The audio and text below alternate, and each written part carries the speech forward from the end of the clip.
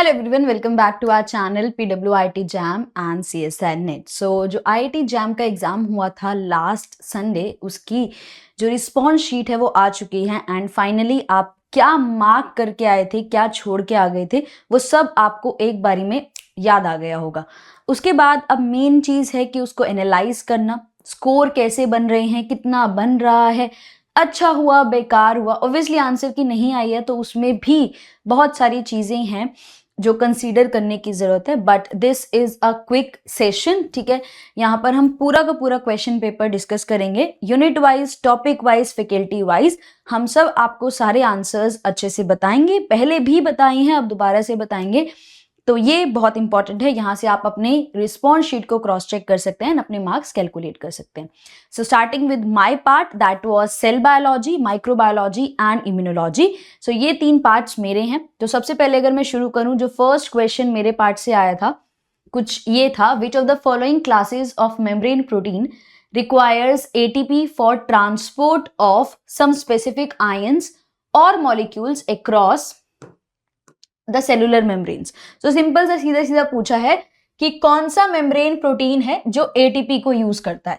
तो जिसका आंसर था ऑप्शन नंबर 1 पंप्स। सिम्पोर्टर और एंटीपोर्टर्स जो होते हैं कपल्ड ट्रांसपोर्ट यूज करते हैं। सिम्पोर्ट और एंटीपोर्ट, सिम्पोर्टर एंटीपोर्ट कपल्ड ट्रांसपोर्ट है एंड कपल्ड ट्रांसपोर्ट में एटीपी यूज नहीं होता। उसी तरीके से आयन चैनल है, चैनल के बारे में बात करें तो चैनल्स जो होते हैं वो पैसिव ट्रांसपोर्ट के लिए होते हैं। चैनल्स पैसिव ट्रांसपोर्ट के लिए होते हैं, तो यहां पर भी एटीपी यूज नहीं होगा। So correct answer was option number 1। क्या ये हमने क्लास में किया है? यस।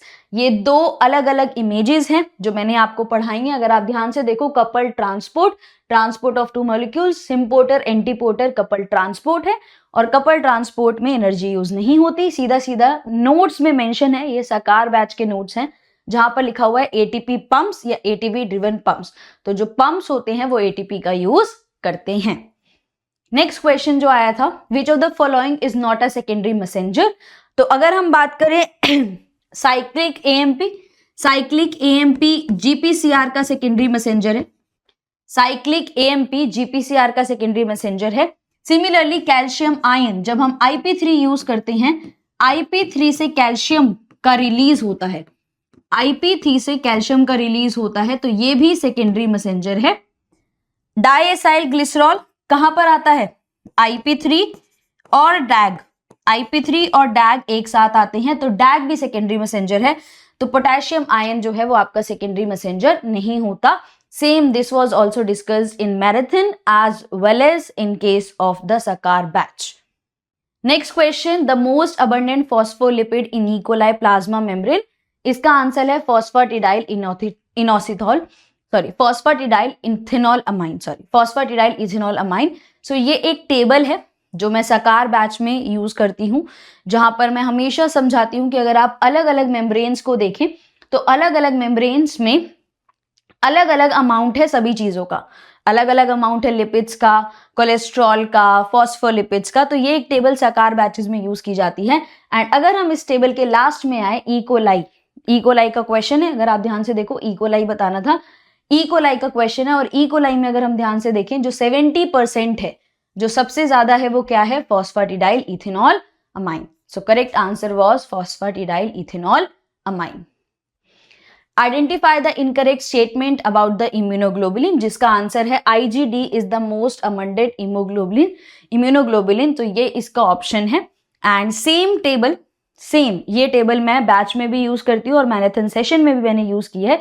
तो अगर हम पॉइंट वाइज जाएं तो परसेंटेज टोटल सीरम एंटीबॉडी जो मैक्सिमम है, सबसे ज्यादा है, वो IgG होती है, ना कि IgD। तो फर्स्ट ऑप्शन गलत हुआ। IgE एलर्जिक रिएक्शंस, तो अगर हम IgE में जाएं तो एलर्जिक रिएक्शंस में IgE काम करती है। IgA डाइमर है, IgM पेंटामर है। तो अगर हम फिगर को फॉलो करें, हमारी IgA डाइमर है और IgM पेंटामर है। और अगर आप ध्यान से देखो तो मैंने यहाँ पर मार्क भी किया हुआ है star, that is this is a very important part जहां से क्वेश्चन डेफिनेटली आता ही आता है। Next, which of the following animal viruses contain double stranded RNA।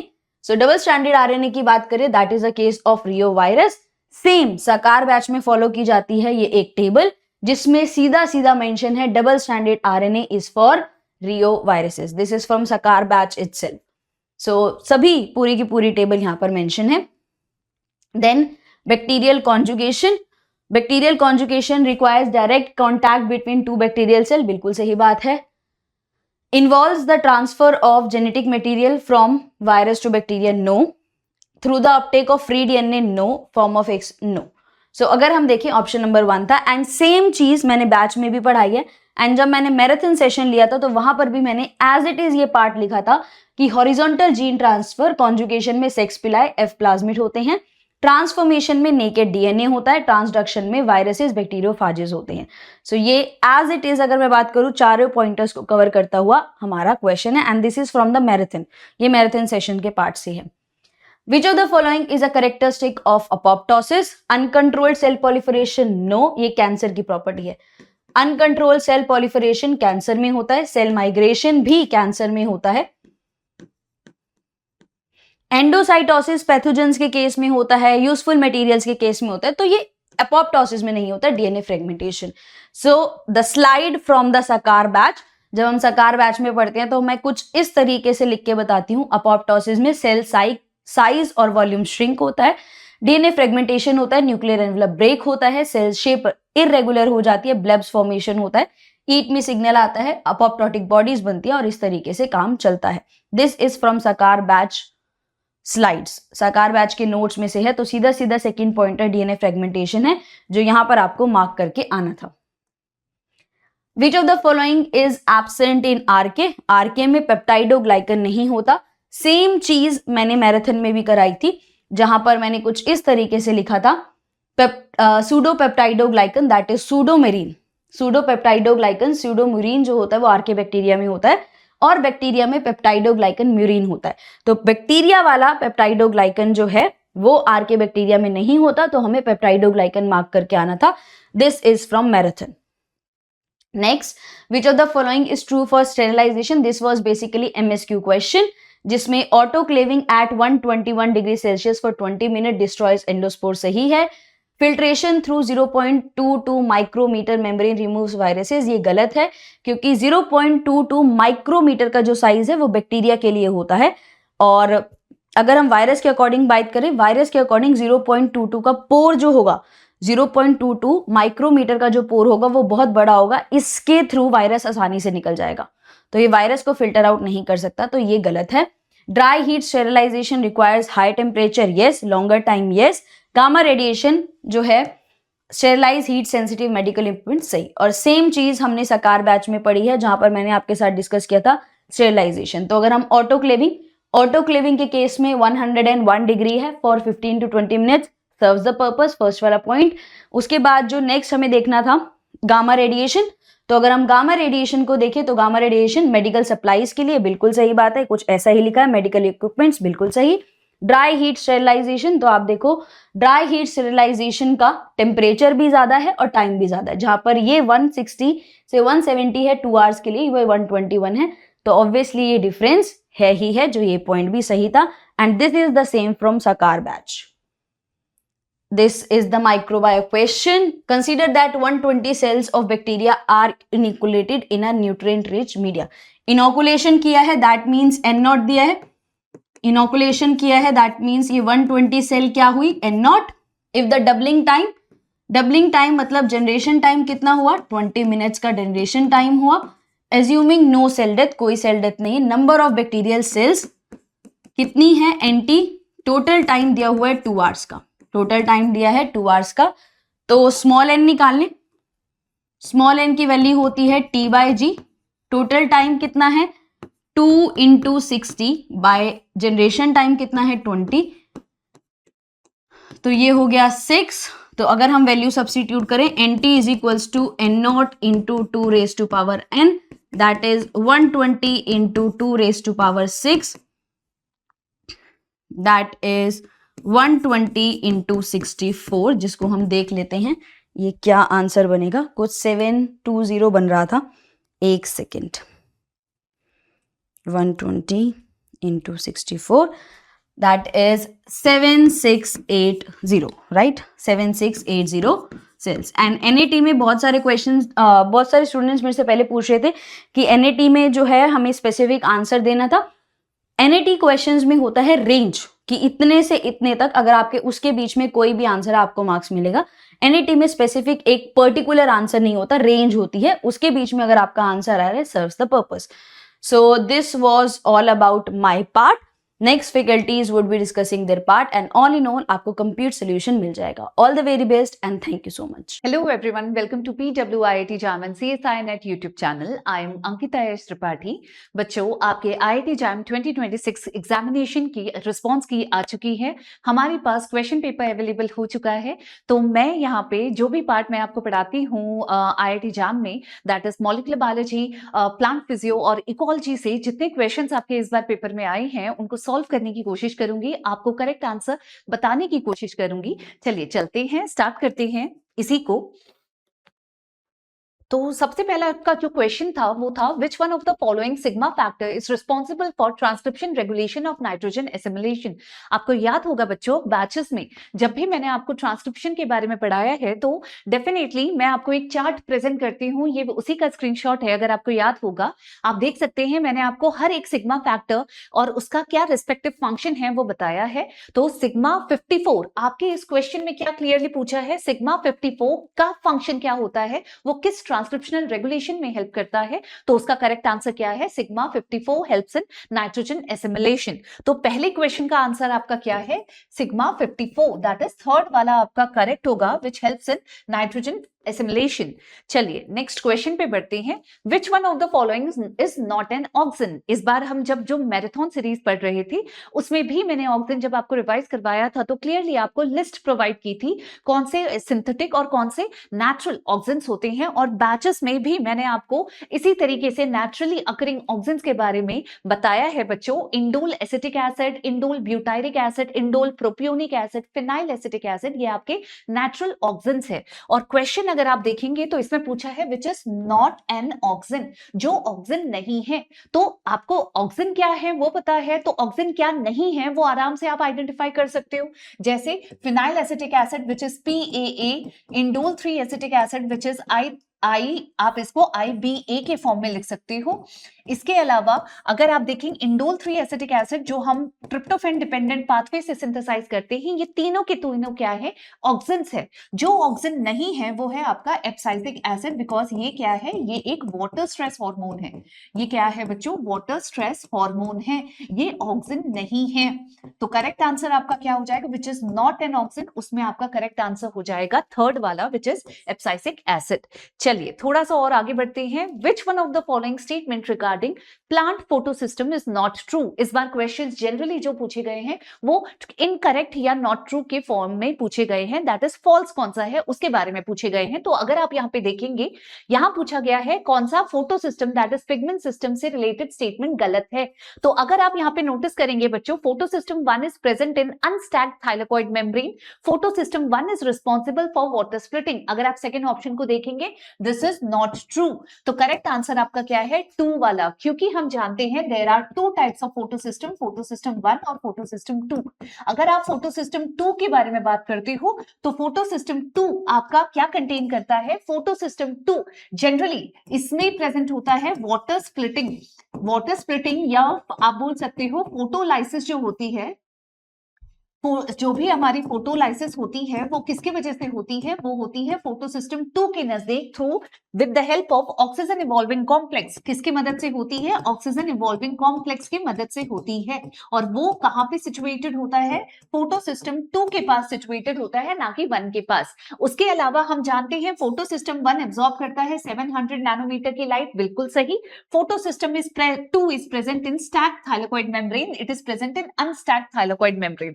अगर आपने क्लास देखी होगी, क्लास में जब मैंने आपको प्रेजेंट थाइलाकॉइड का जो स्ट्रक्चर है वो एक्सप्लेन किया था, तो आपने क्लियरली एक चीज देखी होगी बच्चों कि हमारे पास जो थाइलाकॉइड्स होते हैं उसमें जो नॉन एप्रेस्ड, जो अनस्टैक्ड रीजन होता है उसमें फोटोसिस्टम 1 प्रेजेंट होता है, और जो एप्रेस्ड दबा हुआ पोर्शन होता है उसमें आपके फोटोसिस्टम 2 प्रेजेंट होता है। तो दोनों स्टेटमेंट बिल्कुल सही है।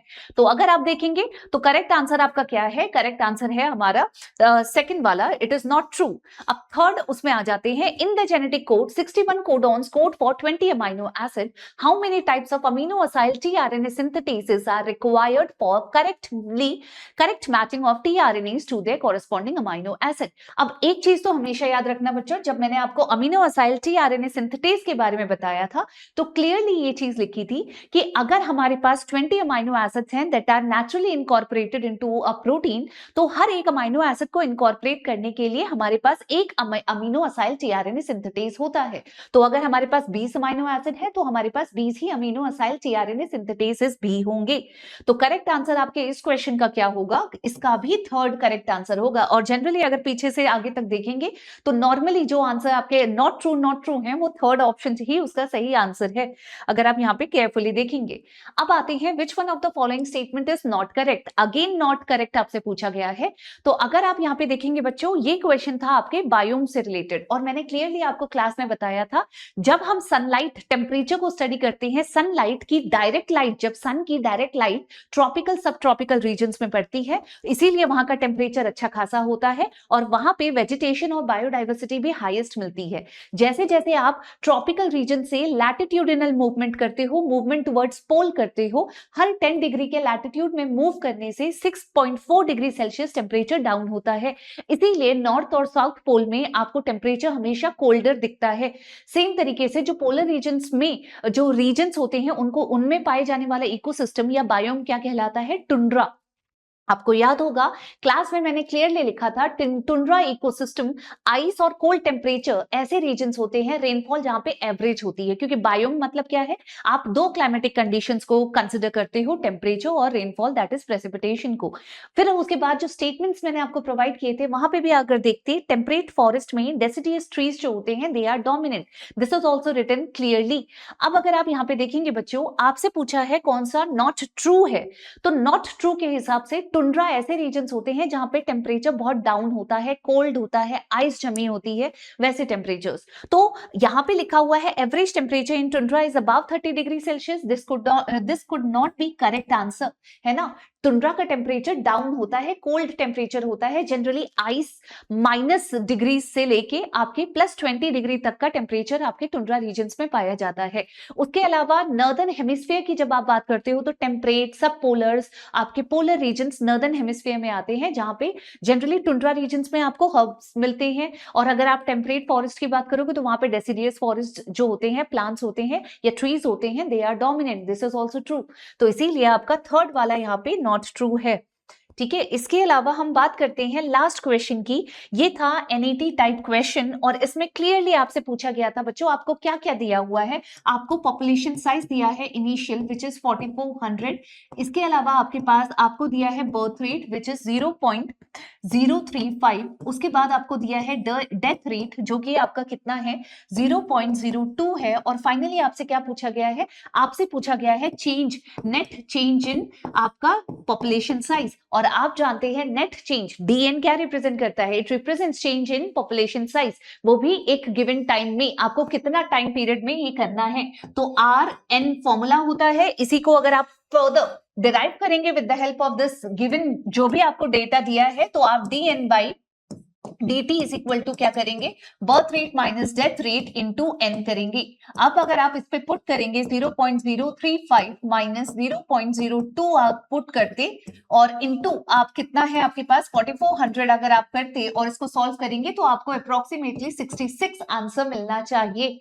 तो इस एनईटी का मोस्ट प्रोबेबली आंसर आपका 66 आना चाहिए बच्चों। तो आई होप ये जो 5 क्वेश्चंस और 5 से 6 क्वेश्चंस हमारे जो आए थे आप लोगों ने उनको अटेम्प्ट किया दिया होगा, अगर आपने क्लास में भी देखा होगा, जो change dn by dt is the change in population size over time. जब आपको फॉर्मूला इस तरीके से दिया होता है तो आप ये dn by dt b minus D n का फॉर्मूला लगाते हो, और आप जानते हैं इंट्रिंसिक पर कैपिटा रेट जो होता है वो birth rate minus death rate होता है। इस फॉर्मूले को आप पुट करेंगे और आंसर निकालेंगे तो आपको आंसर मिल जाएगा। दैट्स ऑल बच्चों, मैं इसी आशा के साथ कि आपका पेपर अच्छा गया होगा, आपने अच्छे से क्वेश्चंस परफॉर्म किए होंगे। आपको बेस्ट विशेस है बच्चों, जैसे ही आंसर की रिलीज होती है आप आंसर मैच करें और आपके आंसर्स बहुत अच्छे बने, है ना, आपकी रैंक अच्छी आए, इसी आशा के साथ thank you so much. Hello नमस्कार, क्या हाल चाल है सभी बच्चों का। होपफुली सब बढ़िया चल रहा है। तो आपका रेस्पॉन्स शीट आ चुका है आईआईटी जैम 2026 बायोटेक्नोलॉजी जो वाला पार्ट है उसके कुछ क्वेश्चंस हम लोग डिस्कस करने जा रहे हैं। आंसर की आपकी जो है वो आ चुकी हैं, आप लोगों ने मैच कर ली होंगी आंसर की। तो आपकी रेस्पॉन्स शीट जो है वो अभी आ चुकी है। तो रेस्पॉन्स शीट के अकॉर्डिंग जो क्वेश्चंस हैं, जो क्वेश्चंस हमें मिले हैं, उन क्वेश्चंस को हम लोग देखते हैं कि क्या क्या क्वेश्चंस रहे हैं। देखो आप लोग तो सबसे पहले जो है क्वेश्चन पेपर देख करके चौंक गए थे कि इस तरह सारा पीसीएम का पार्ट इस बार आपको देखने को मिला। और मैं भी इस बार ये जो क्वेश्चन पेपर में मुझे मिला है उसको देख करके मैं भी चौंक गया था कि मेरे कुछ पार्ट्स में लॉस ऑफ एग्जिस्टेंस म्यूटेशन हो गया है। जैसे जेनेटिक्स वाला जो पार्ट है वहां मेरे जेनेटिक्स से एक भी क्वेश्चन नहीं आया था, इस बार आना चाहिए था जेनेटिक्स से क्वेश्चन। और दूसरी बात यह है कि इवोल्यूशन से यूजुअली क्वेश्चंस आते हैं, एक तो ज्यादातर आता है जेनेटिक ड्रिफ्ट से क्वेश्चन आता है, और एनालोगस होमोलोगस ऑर्गन से क्वेश्चन आता है, allele frequency Hardy Weinberg principal से क्वेश्चन आता है। लेकिन केवल और केवल एक क्वेश्चन देखने को मिला इस बार इवोल्यूशन से, और वो इवोल्यूशन से जो क्वेश्चन देखने को मिला वो जेनेटिक ड्रिफ्ट से रिलेटेड क्वेश्चन था। और एनिमल फिजियोलॉजी से कुछ क्वेश्चंस आए हैं मेरे वाले पार्ट से, आओ जरा देख लेते हैं उनके बारे में। तो एक तो मुझे शौक इस बात का लगा कि भाई एनएटी में ना तो जेनेटिक्स वाले पार्ट से एनएटी में क्वेश्चन आते हैं, तो जेनेटिक्स वाले पार्ट से एनएटी में क्वेश्चन नहीं थे। इवोल्यूशन वाले पार्ट से क्वेश्चन आते हैं, इवोल्यूशन वाले पार्ट से क्वेश्चन नहीं थे। जेनेटिक्स तो जो था वो गायब कर दिया गया है इस बार जेनेटिक्स जो है यूनिट है उसको गायब ही कर दिया गया है। जेनेटिक्स का एक सिंगल क्वेश्चन भी नहीं है। इवोल्यूशन का मुझे एक क्वेश्चन मिला और वो भी जेनेटिक ड्रिफ्ट से क्वेश्चन मिला है। तो ultimately loss of existence mutation हो गया है जेनेटिक्स का। लॉस ऑफ फंक्शन म्यूटेशन होता है लेकिन लॉस ऑफ एग्जिस्टेंस म्यूटेशन हो गया। आप सभी को पता है कि पेपर जो था वो बायोटेक्नोलॉजी वाला पार्ट बड़ा मुश्किल नहीं था, वो आसान था। और तो मैं अभी जो डिस्कस करने जा रहा हूं वो तो एक तो हम लोग इवोल्यूशन के क्वेश्चंस डिस्कस करेंगे। क्वेश्चंस तो क्या, एक क्वेश्चन है उसको डिस्कस कर लेंगे, साथ में एनिमल फिजियो के क्वेश्चन है उसको डिस्कस कर लेंगे। एनिमल फिजियो ठीक है, यहां से हम लोग डिस्कस करेंगे। देखो आईआईटी जैम जो है वो वहां पे एनालिटिकल क्वेश्चंस काफी सारे आते हैं आपके। बायोकेमिस्ट्री से ठीक ठाक क्वेश्चंस आते हैं, बायोटेक्नोलॉजी से क्वेश्चन आते हैं, माइक्रोबायोलॉजी से क्वेश्चन आ जाते हैं, और सेल बायोलॉजी से क्वेश्चन आते हैं, मोलिकुलर बायोलॉजी से क्वेश्चन आते हैं। हम लोगों का पार्ट ही ऐसा है कि यहां से इवोल्यूशन से क्वेश्चंस तो आते हैं, इस बार एक क्वेश्चन आया, ठीक है। जेनेटिक्स से क्वेश्चंस तो आते हैं, जेनेटिक्स से क्वेश्चन ही नहीं है। जेनेटिक्स है 0/0 नील बटे सन्नाटा। जेनेटिक्स का हो गया इस बार नील बटे सन्नाटा, 0/0 जेनेटिक्स हो गया। और इवोल्यूशन का एक एनिमल फिजियोलॉजी के दो क्वेश्चंस जो है वो विटामिन से मिले हैं। विटामिन्स के दो क्वेश्चन आए हैं। विटामिन्स के लिए तो मैंने तुम लोगों को तैयार करके भेजा था कि विटामिन से क्वेश्चन आएगा तो तुम लोग कर दोगे। विटामिन से आए हैं एनिमल फिजियोलॉजी में दो क्वेश्चन जो देखने को मिले हैं, और एक क्वेश्चन आया है हमारे पास नर्वस सिस्टम का क्वेश्चन आया है। Nervous system. तो एक बात तो यह है, जहां से आपको चीजें करवाई गई हैं क्वेश्चन वहीं से ही आए हैं, नोट्स के बाहर से बिल्कुल भी क्वेश्चन नहीं आए हैं। हम लोग शो करेंगे, आओ जरा देख लेते हैं। सबसे पहले क्वेश्चन नंबर 1 ये है आपके पास क्वेश्चन, और क्वेश्चन में बात की जा रही है which one of the following process cause the founder affect in A population. इनमें से कौन सा जो है इनमें से कौन सा एक प्रोसेस है which cause the founder affect in the population. ये क्वेश्चन ऐसे भी हो सकता है, which of the following process cause the founder affect in the population, या फाउंडर अफेक्ट होने की वजह से पॉपुलेशन में क्या हो सकता है ना। फाउंडर अफेक्ट होने की वजह से पॉपुलेशन में क्या हो सकता है, ये क्वेश्चन ऐसे भी हो सकता है, ठीक है। तो यहां पे क्वेश्चन में ये पूछा गया है which of the following process cause the founder affect. Founder affect बोलो, फाउंडर अफेक्ट में आप क्या बोलते हो, फाउंडर अफेक्ट में आप लोग बोलते हो कि एक बड़ी सी पॉपुलेशन से कुछ थोड़े से मेंबर्स एक नई पॉपुलेशन स्टैब्लिश करते हैं। लार्ज पॉपुलेशन है और लार्ज पॉपुलेशन से कुछ मेंबर्स जो है एक नई पॉपुलेशन स्टैब्लिश करते हैं। पॉपुलेशन को बोलेंगे फाउंडिंग पॉपुलेशन और मेंबर्स को बोलेंगे फाउंडर मेंबर्स। तो फाउंडर मेंबर्स ने एक नई पॉपुलेशन स्टैब्लिश करी है और इस पॉपुलेशन को फाउंडर पॉपुलेशन हम लोग बोल सकते हैं। फाउंडिंग मेंबर्स थे, फाउंडर मेंबर्स, उन्होंने नई पॉपुलेशन बनाई है। तो अल्टीमेटली यहां पे जेनेटिक ड्रिफ्ट जो है वो यहां पे एक्ट करेगा। हम लोग यहां पे बोलेंगे कि ये लार्ज पेरेंट पॉपुलेशन है, लार्ज पेरेंट पॉपुलेशन है, ठीक है। और ये क्या है, ये है founder population, this one is founder population. तो ये आपके पास है फाउंडर पॉपुलेशन, है ना, फाउंडर पॉपुलेशन, लार्ज पॉपुलेशन, और ये हो गई फाउंडर पॉपुलेशन। फाउंडर पॉपुलेशन में जेनेटिक डाइवर्सिटी कम होगी। अल्टीमेटली यहां पे हुआ क्या है, जो इवेंट हुआ है वो इवेंट का नाम क्या है, इवेंट का नाम है जेनेटिक ड्रिफ्ट। जेनेटिक ड्रिफ्ट, ये क्वेश्चन जो है आपसे थोड़ा सा घुमा करके पूछा है। क्वेश्चन में देखो क्या लिखा है, which of the following processes cause the founder affect in A population. कि पॉपुलेशन में पॉपुलेशन में कौन सा प्रोसेस जो है that cause the founder affect in the population. Genetic drift जो है वो आएगा, क्योंकि हम लोग बात करते हैं जेनेटिक ड्रिफ्ट या certain circumstances that leads to genetic drift.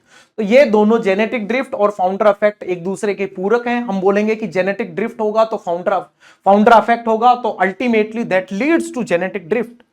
तो यहां पे हो क्या रहा है, यहां पे हो रहा है जेनेटिक ड्रिफ्ट। इस क्वेश्चन का जो आंसर आएगा that will be the genetic drift. A will be the correct answer for this question, A will be the correct answer. Natural selection, which of the following process cause founder affect. Natural selection founder affect cause कर सकता है कि नहीं। Genetic recombination founder affect cause कर सकता है, नहीं। Mutation से फाउंडर अफेक्ट होता है, नहीं। फाउंडर अफेक्ट एक random fluctuation in allele frequency है। क्या है, random fluctuation in allele frequency. Allele frequency में रैंडमली चेंज आ गया। क्यों आ गया, क्योंकि कुछ फाउंडिंग मेंबर्स ने अपनी नई पॉपुलेशन एस्टैब्लिश कर ली है। तो इस नई पॉपुलेशन में हो सकता है एलील फ्रीक्वेंसी में वेरिएशन हो, एलील फ्रीक्वेंसी में चेंज हो। तो ये एलील फ्रीक्वेंसी में चेंज हो गया और यहां पे जेनेटिक डाइवर्सिटी इस फाउंडर पॉपुलेशन की, जो कि एक स्मॉल पॉपुलेशन है, इसकी जेनेटिक डाइवर्सिटी भी क्या रहेगी, कम रहेगी। इसकी जेनेटिक डाइवर्सिटी क्या रहेगी, कम रहेगी। तो एक्चुअल में ये क्या हो रहा है, ये जेनेटिक ड्रिफ्ट हो रहा है, या बोलो जेनेटिक ड्रिफ्ट की वजह से। ये जेनेटिक ड्रिफ्ट जो है वो फाउंडर अफेक्ट कोज नहीं कर रहा है, जेनेटिक फाउंडर अफेक्ट की वजह से जेनेटिक ड्रिफ्ट यहां पे हो रहा है। तो the correct answer will B genetic drift. और ये हमने कहां पे पढ़ा था, ये हमने ये पढ़ा था circumstances which leads to genetic drift, जिसमें एक सर्कमस्टांसेज के बारे में हमने बात की थी कि बोटलनेक अफेक्ट, और दूसरे के बारे में बात की थी हमने फाउंडर अफेक्ट, ठीक है। एक हमने मेंशन किया था जेनेटिक बोटलनेक अफेक्ट और एक हमने मेंशन किया था फाउंडर अफेक्ट। इसकी वजह से क्या होता है, जेनेटिक ड्रिफ्ट जो है आपको देखने को मिल सकते हैं, founder effect and genetic bottleneck effect. तो the answer will be A for this question. तो क्या ये क्वेश्चन मुश्किल था, ये क्वेश्चन बहुत ही ज्यादा इजी था, बहुत ही ज्यादा सिंपल था, बहुत ही ज्यादा आसान क्वेश्चन था। तो मैं यहां पे मेंशन भी कर दे रहा हूं, ये बहुत बढ़िया इजी क्वेश्चन था, ठीक है। दूसरा क्वेश्चन देखो, coenzyme A is cofactor for vitamin. Coenzyme A जो है वो कौन सी विटामिन के लिए कोफैक्टर है। तो हम लोग यहां से बात करें, देखो द कंपोनेंट ऑफ कोएंजाइम ए, ये हम लोगों ने डिस्कस किया था बैच में, हमने डिस्कस किया था बैच में, पढ़ा था हमने, ये टेबल देखी थी, ओल्ड एनसीईआरटी की ये टेबल है, ठीक है। ये ओल्ड एनसीईआरटी की टेबल है, ओल्ड एनसीईआरटी। न्यू एनसीईआरटी में शायद ये टेबल नहीं होगी, ये ओल्ड एनसीईआरटी की टेबल है। तो कोएंजाइम ए जो है वो कौन सी विटामिन का कंपोनेंट है, that is pantothenic acid, that is component of pantothenic acid. Vitamin B five pantothenic acid का कंपोनेंट है, विटामिन बी5 का कंपोनेंट है कोएंजाइम ए। तो coenzyme A is the cofactor for vitamin, ठीक है, तो ये किसके लिए कोफैक्टर है? Coenzyme A, vitamin A, pantothenic acid B5 भी यहां मेंशन किया हुआ है, B5 के लिए ये कोफैक्टर है coenzyme A, pantothenic acid, vitamin B5। ठीक है, सीधा सीधा सा सिंपल सिंपल सा बिल्कुल डायरेक्ट क्वेश्चन है, इजी क्वेश्चन है। तो ये क्वेश्चन भी कैसा है? ये भी क्वेश्चन डायरेक्ट है और ये इजी क्वेश्चन है, डायरेक्ट आपके नोट्स से ये क्वेश्चन आया हुआ है, क्योंकि नोट्स में मेंशन है इसलिए ये डायरेक्ट क्वेश्चन है। बिल्कुल एज इट इज मेंशन क्या है? Component of coenzyme A, pantothenic acid, और यहां पे लिखा हुआ है B5 एज इट इज। और उसी तरह से वहां पे भी लास्ट वाले क्वेश्चन में भी मेंशन था कि circumstances which leads to genetic drift, bottleneck effect और फाउंडर इफेक्ट। ठीक है, अगला क्वेश्चन देखते हैं, ये भी विटामिन से रिलेटेड क्वेश्चन था। क्या ये क्वेश्चन मुश्किल है? ये क्वेश्चन बिल्कुल मुश्किल नहीं है, बहुत ज्यादा आसान क्वेश्चन है ये, डायरेक्ट सेम टेबल विटामिन की टेबल से आया है, जो ओल्ड एनसीईआरटी की टेबल है हमारे पास। पूछा है identify the correct match between vitamin and their deficiency symptoms. Vitamin A क्या होगा? विटामिन ए की वजह से नाइट ब्लाइंडनेस हो जाएगी, विटामिन ए की वजह से क्या होगा? नाइट ब्लाइंडनेस हो जाएगी। विटामिन डी लिखा हुआ है, बोन सॉफ्टनिंग हो जाएगी आपकी, बोन सॉफ्टनिंग। विटामिन सी की वजह से क्या होगा? वाउंड हीलिंग में प्रॉब्लम होगी, वाउंड हीलिंग में प्रॉब्लम होगी। विटामिन के की वजह से क्या होगा? प्रोलॉन्ग्ड ब्लीडिंग होगी। विटामिन के जो है वो रेस्पॉन्सिबल है फॉर ब्लड क्लोटिंग, तो ये आपकी ब्लड क्लोटिंग के लिए रेस्पॉन्सिबल है। तो ब्लड क्लोटिंग प्रॉपर नहीं होगी तो क्या होगा? ब्लीडिंग लंबे समय तक चलेगी। अब आखिरी बचा है विटामिन B6, ठीक है, विटामिन B6 पायरिडोक्सिन, ये बचा है, और ऑप्शन बचा है एनीमिया। तो B6 जो है वो एनीमिया, B6 का मैच हो गया हमारे पास एनीमिया। देखो जरा मैच हो रहा है क्या? नंबर 1 का मैच P है, तो ये 3 ऑप्शन है जिसमें नंबर 1 का मैच क्या है? P है। तो यहां से ये वाला ऑप्शन ये इनकरेक्ट हो जाता है। नंबर 2 का ऑप्शन है R, नंबर 2 का ऑप्शन R किस में दिया हुआ है? ऑप्शन नंबर 4 में दिया हुआ है नंबर 2 का option R।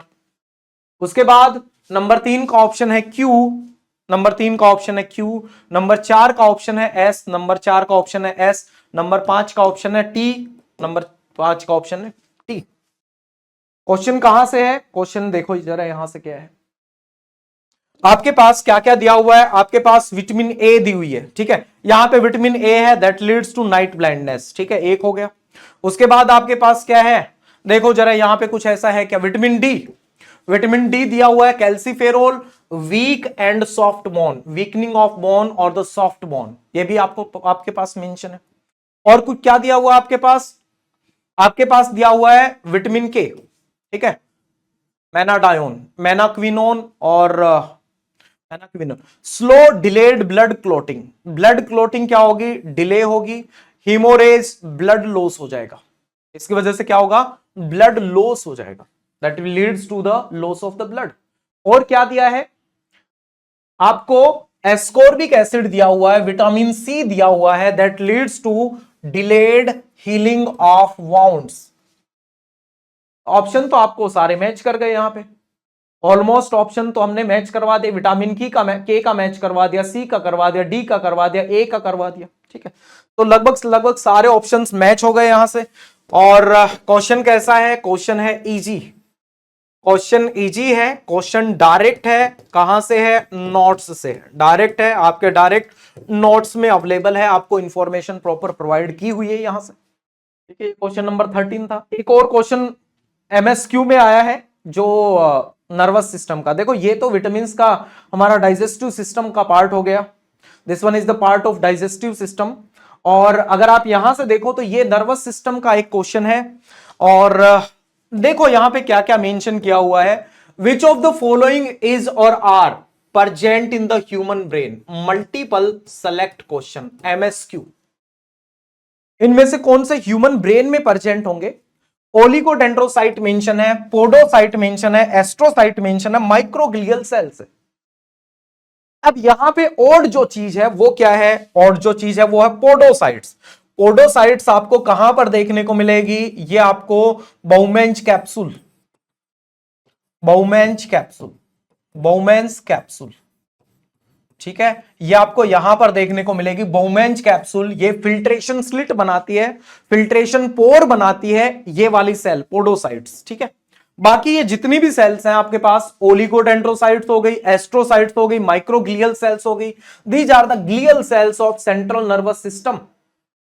These are the glial cells of central nervous system.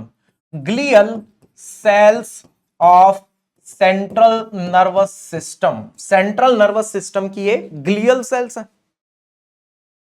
अब ये क्वेश्चन कैसा है? ये क्वेश्चन इजी है। ये क्वेश्चन इजी क्यों है? क्योंकि ये आपके डायरेक्ट नोट्स से। नोट्स से कैसे है? क्योंकि हम लोगों ने ग्लियल सेल डिस्कस किया था, सेंट्रल नर्वस सिस्टम की ग्लियल सेल्स के बारे में हम बात कर रहे थे। हमारे पास एस्ट्रोसाइट है, ओलिगोडेंड्रोसाइट्स है, माइक्रोग्लिया है, जिसको क्या बोलते हैं? Microglial cells. तो माइक्रोग्लियल सेल्स एक्चुअल में है क्या? They are the macrophage of brain. They are the macrophage of brain. ये ब्रेन की मैक्रोफेज सेल्स है। एस्ट्रोसाइट्स आपके पास अवेलेबल है, ओलिगोडेंड्रोसाइट्स आपके पास अवेलेबल है। ये सारी की सारी cells microglial cells, oligodendrocytes, astrocytes, these are the glial cells of central nervous system. और पोडोसाइट, पोडोसाइट ये रही। पोडोसाइट कहां है? ये एक्सक्रीटरी सिस्टम में हमने पढ़ा था जब हम लोग फिल्ट्रेशन स्लिट्स के बारे में बात कर रहे थे, वहां पे हम लोग डिस्कस कर रहे थे। ठीक है, बोमेंज कैप्सूल का ये पार्ट है। ये हो गई पोडोसाइट्स और ये हो गई आपके पास तीनों की तीनों ग्लियल सेल्स। क्वेश्चन कैसा है? क्वेश्चन इजी है। क्वेश्चन कहां से है? क्वेश्चन नोट्स से है, इसलिए इजी है। तो मेरी तरफ से या मेरे लिए अगर मैं कंसिडर करूं तो ये जो क्वेश्चन है ये भी कैसा है? ये भी आपके पास इजी है। ये कहां से है? ये आपके नोट्स से क्वेश्चन है। ठीक है, ये भी नोट्स से क्वेश्चन है। ये भी ये विटामिन का क्वेश्चन, ये क्वेश्चंस भी आपके डायरेक्ट नोट्स से है, जैसे हमने यहां से शो कर दिया। ये क्वेश्चन ये भी आपके डायरेक्ट नोट्स से है, यहां पे हमने शो कर दिया। ये क्वेश्चन ये भी आपके डायरेक्ट नोट्स से है, ये भी हमने शो कर दिया। तो जितने भी क्वेश्चंस आए हैं इवोल्यूशन और एनिमल फिजियोलॉजी के क्वेश्चंस, ये सारे के सारे क्वेश्चंस आपकी क्लास के और आपके नी नोट्स में लिखे हुए पार्ट्स है ये। ठीक है, आपकी क्लास के और आपकी क्लास में जो आप नोट्स बनाए हो उन्हीं नोट्स का ये पार्ट है, सारे के सारे क्वेश्चंस। एक और क्वेश्चन था, जो क्वेश्चन ये वाला क्वेश्चन था। ठीक है, ये वाला क्वेश्चन को हम लोग कंसिडर कर रहे हैं। देखो, इसको वैसे तो एनिमल फिजियो का पार्ट नहीं हम लोग कंसिडर करेंगे, ये बायोकेमिस्ट्री का पार्ट है। तो होपफुली देवाशीष सर इसको एक्सप्लेन करें। वैसे इस क्वेश्चन का आंसर रहेगा, जैसे यहां पे पूछा गया है, in a protein trypsin catalyze the hydrolysis of peptide bond with carbonyl group contributed by. तो ट्रिप्सिन है हमारे पास। ट्रिप्सिन आता कहां से है? ट्रिप्सिन पेनक्रिएटिक प्रोटीएज है, पेनक्रियाज से आ रहा है। ठीक है, ट्रिप्सिन क्या है? ट्रिप्सिन है पेनक्रिएटिक प्रोटीएज। ठीक है, ट्रिप्सिन क्या है? पेनक्रिएटिक प्रोटीएज है। तो हम लोग यहां से बात करते हैं कि ट्रिप्सिनोजन जो है वो एक्टिव होता है किसमें? ट्रिप्सिन में एक्टिव होता है। और वो एक्टिव होने के बाद जो है वो कौन से अमाइनो एसिड्स को ब्रेक करेगा? बेसिक अमाइनो एसिड्स को ब्रेक करेगा। ये जो पार्ट है ये आपका चला जाता है बायोकेमिस्ट्री में। बायोकेमिस्ट्री में देवाशीष सर ने इसको करवाया है कि ये ब्रेक करता है ट्रिप्सिन, बेसिक अमाइनो एसिड्स को ये ब्रेक करेगा, बेसिक अमाइनो एसिड्स। और बेसिक अमाइनो एसिड्स में हम लोग बात करते हैं आर्जिनिन के बारे में, हम लोग बात करते हैं लाइसिन के बारे में, आर्जिनिन एंड लाइसिन। ठीक है, तो ये वाला जो पार्ट है ये बायोकेमिस्ट्री का पार्ट है, बायोकेम का पार्ट है।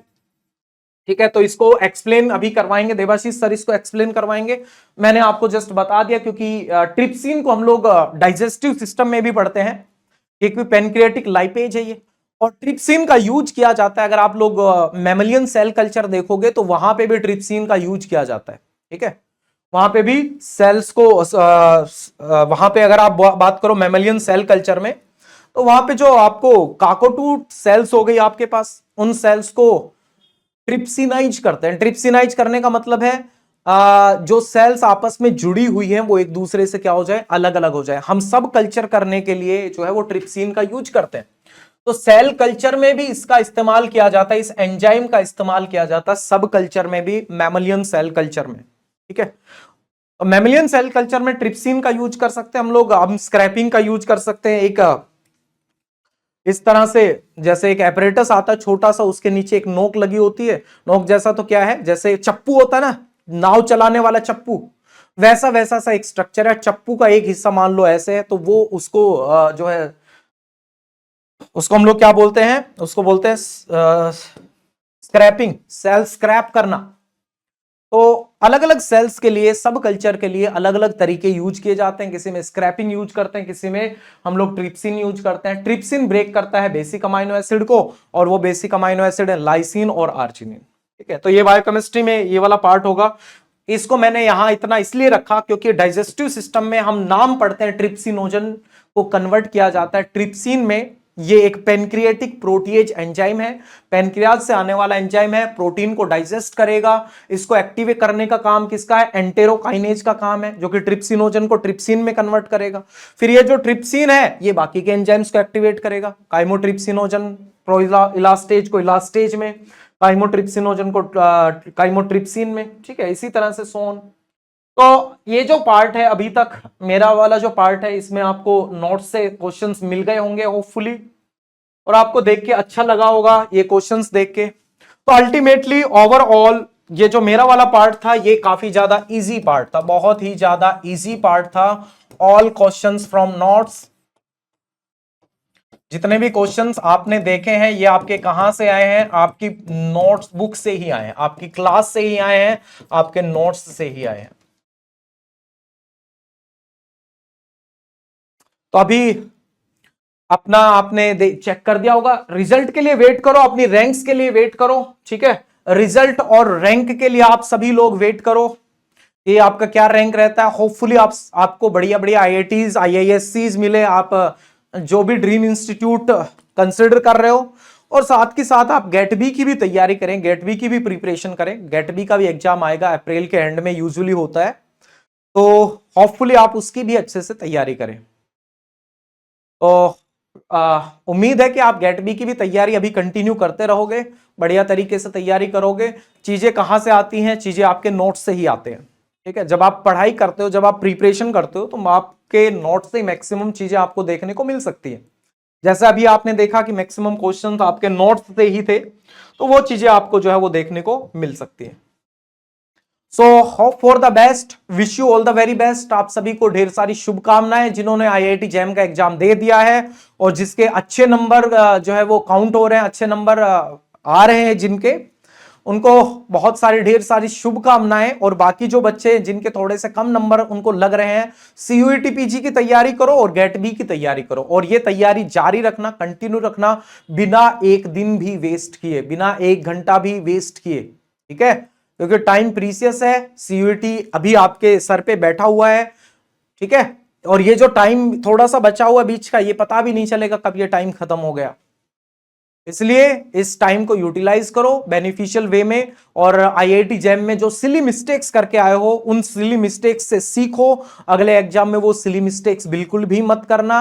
और आपके पास अभी कुछ टाइम है 2 एग्जाम्स को टारगेट करने के लिए, तो अभी तैयारी करना शुरू कर दो गेट बी और सीयूईटी पीजी के लिए। So thank you very much. Hopefully आपको एग्जाम देने में मजे आए होंगे। आपने बहुत सारी चीजें नोट से देखी, बहुत सारी क्या मैक्सिमम चीजें तो आपकी नोट से ही हैं। अभी वैशाली मैम, अंकिता मैम और देवाशीष सर के जो भी पार्ट्स हैं, वो सारी के सारी चीजें आपके नोट्स से ही आई हुए हैं। ठीक है, बशर्ते आप ध्यान पूर्वक क्लास में बिल्कुल अटेंटिव होके क्लास अटेंड करो, आपके जो भी नोट्स हैं उनको बार बार रिवाइज करो, नोट्स देखो, ये सब चीजें होती है। ठीक है, तो मिलते हैं भाई रिजल्ट सेलिब्रेशन पे। जो भी स्टूडेंट्स जिनका बढ़िया होगा उन सभी स्टूडेंट्स से मिला जाता है, रिजल्ट सेलिब्रेशन इवेंट में मिलेंगे। मेरी बहुत सारी शुभकामनाएं हैं आप सभी के साथ। Thank you very much and wish you all the very best. Thank you. Hello everyone, चलिए शुरू करते हैं डिस्कशन और एक्सप्लेनेशन ऑफ द क्वेश्चंस। 2 दिन पहले जो आप एग्जाम दिए थे उसी का एक्सप्लेनेशन हम लोग करेंगे, so that will give you more clarity and you will also become confident कि हाँ यू कैन एक्सपेक्ट कितना स्कोर आपको मिल सकता है। राइट, चल let's start the discussion process.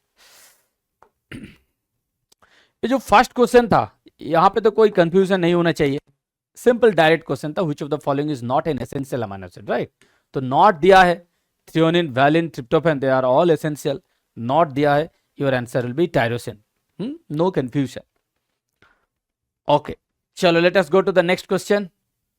Coenzyme A is a cofactor for which vitamin? Obviously pantothenic acid, right? Again, देखो these are the question जहां पे कोई कंफ्यूजन नहीं होना चाहिए, स्ट्रेट फॉरवर्ड क्वेश्चन है, इजंट इट? एकदम स्ट्रेट फॉरवर्ड है।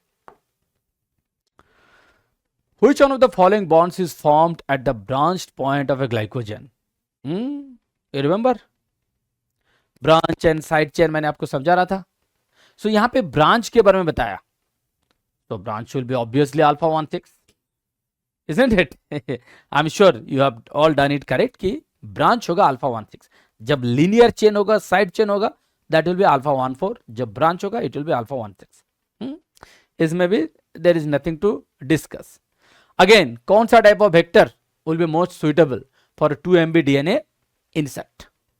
2 MB दिया है, देखो, यू रिमेंबर दिस।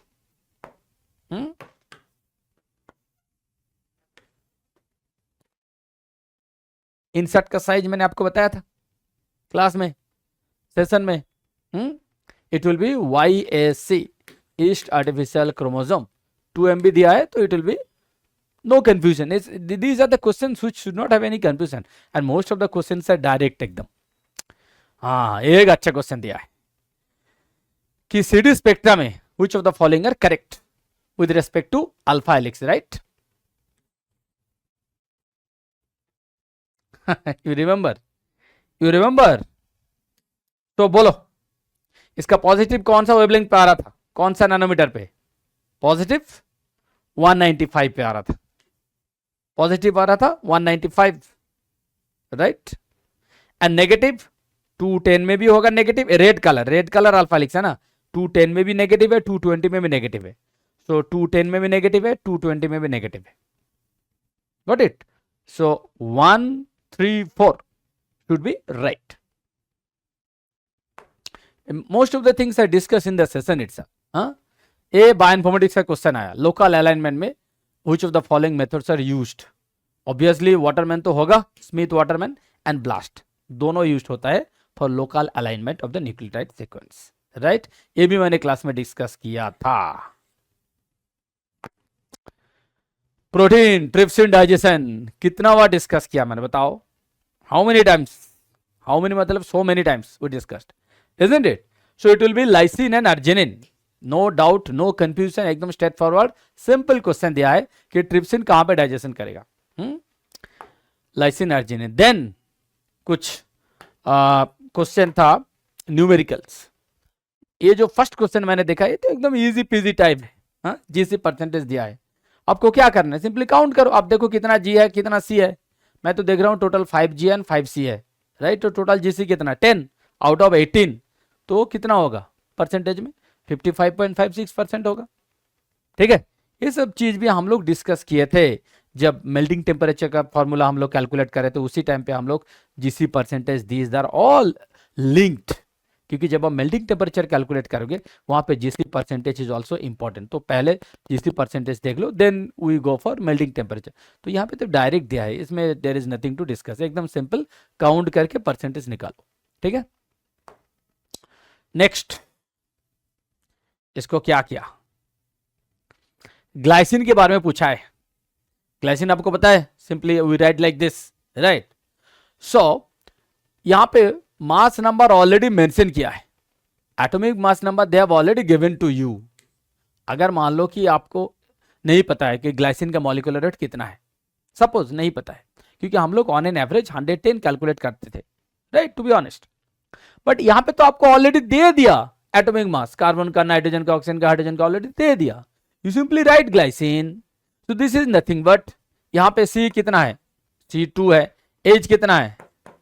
H5 है। Then nitrogen 1, oxygen 2, right? So if you calculate it will become 75 dalton. That means 1 glycine का है 75 डाल्टन। आपको क्या दिया है? ट्राइपेप्टाइड, मतलब 3 ग्लाइसिन। सो 3 ग्लाइसिन मतलब 2 पेप्टाइड बॉन्ड, सो 2 बार वाटर रिलीज होगा, right? So if 2 times water are released, so 36 will be subtracted. So 225 minus 36, it will be 189. Understood? The final answer will be 189 Dalton. Got it? देखो ऐसे question हम लोग class में भी किए थे, ऐसे नहीं कि नहीं किए, क्लास में भी हम लोग किया है कि वाटर रिलीज होगा मतलब you have to consider 18 will be minus, right? Next, एक सिंपल सा क्वेश्चन है, हाँ, मैग्निफिकेशन रिलेटेड सिंपल सा क्वेश्चन है। चलो यहाँ पे क्या दिया था, एक real diameter of the RBC is 8 micrometer, that is the real diameter. But यहाँ पे कौन सा स्केल में आप देख रहे हो, यहाँ पे जो है वो सेंटीमीटर वाला स्केल में है। तो सेंटीमीटर स्केल में आप देख रहे हो उसको, जो जिसका डायमीटर है माइक्रोमीटर, तो माइक्रोमीटर को आप सेंटीमीटर में देख रहे हो, तो मैग्नीफाई करके ना देख रहे हैं हम लोग, you have to magnify it. तो कितना टाइम मैग्नीफाई किया, आप एक ही लेंथ पे लाओ, सबको एक ही लेंथ पे लाओ। इट्स लाइक जो 4 सेंटीमीटर होगा that will be divided by 8 micrometre. तो बेसिकली आपको 4 सेंटीमीटर को डिवाइड करना है बाय 8 माइक्रोमीटर, आप डिवाइड कर लो। अब सेंटीमीटर को भी मान लो हम लोग मीटर में कन्वर्ट किया, माइक्रोमीटर को भी मीटर में कन्वर्ट किया, देन डिवाइड किया, तो कितना आ रहा है 5000। सो मैग्निफिकेशन विल बी 5000। वहां पे कितना आया था 189।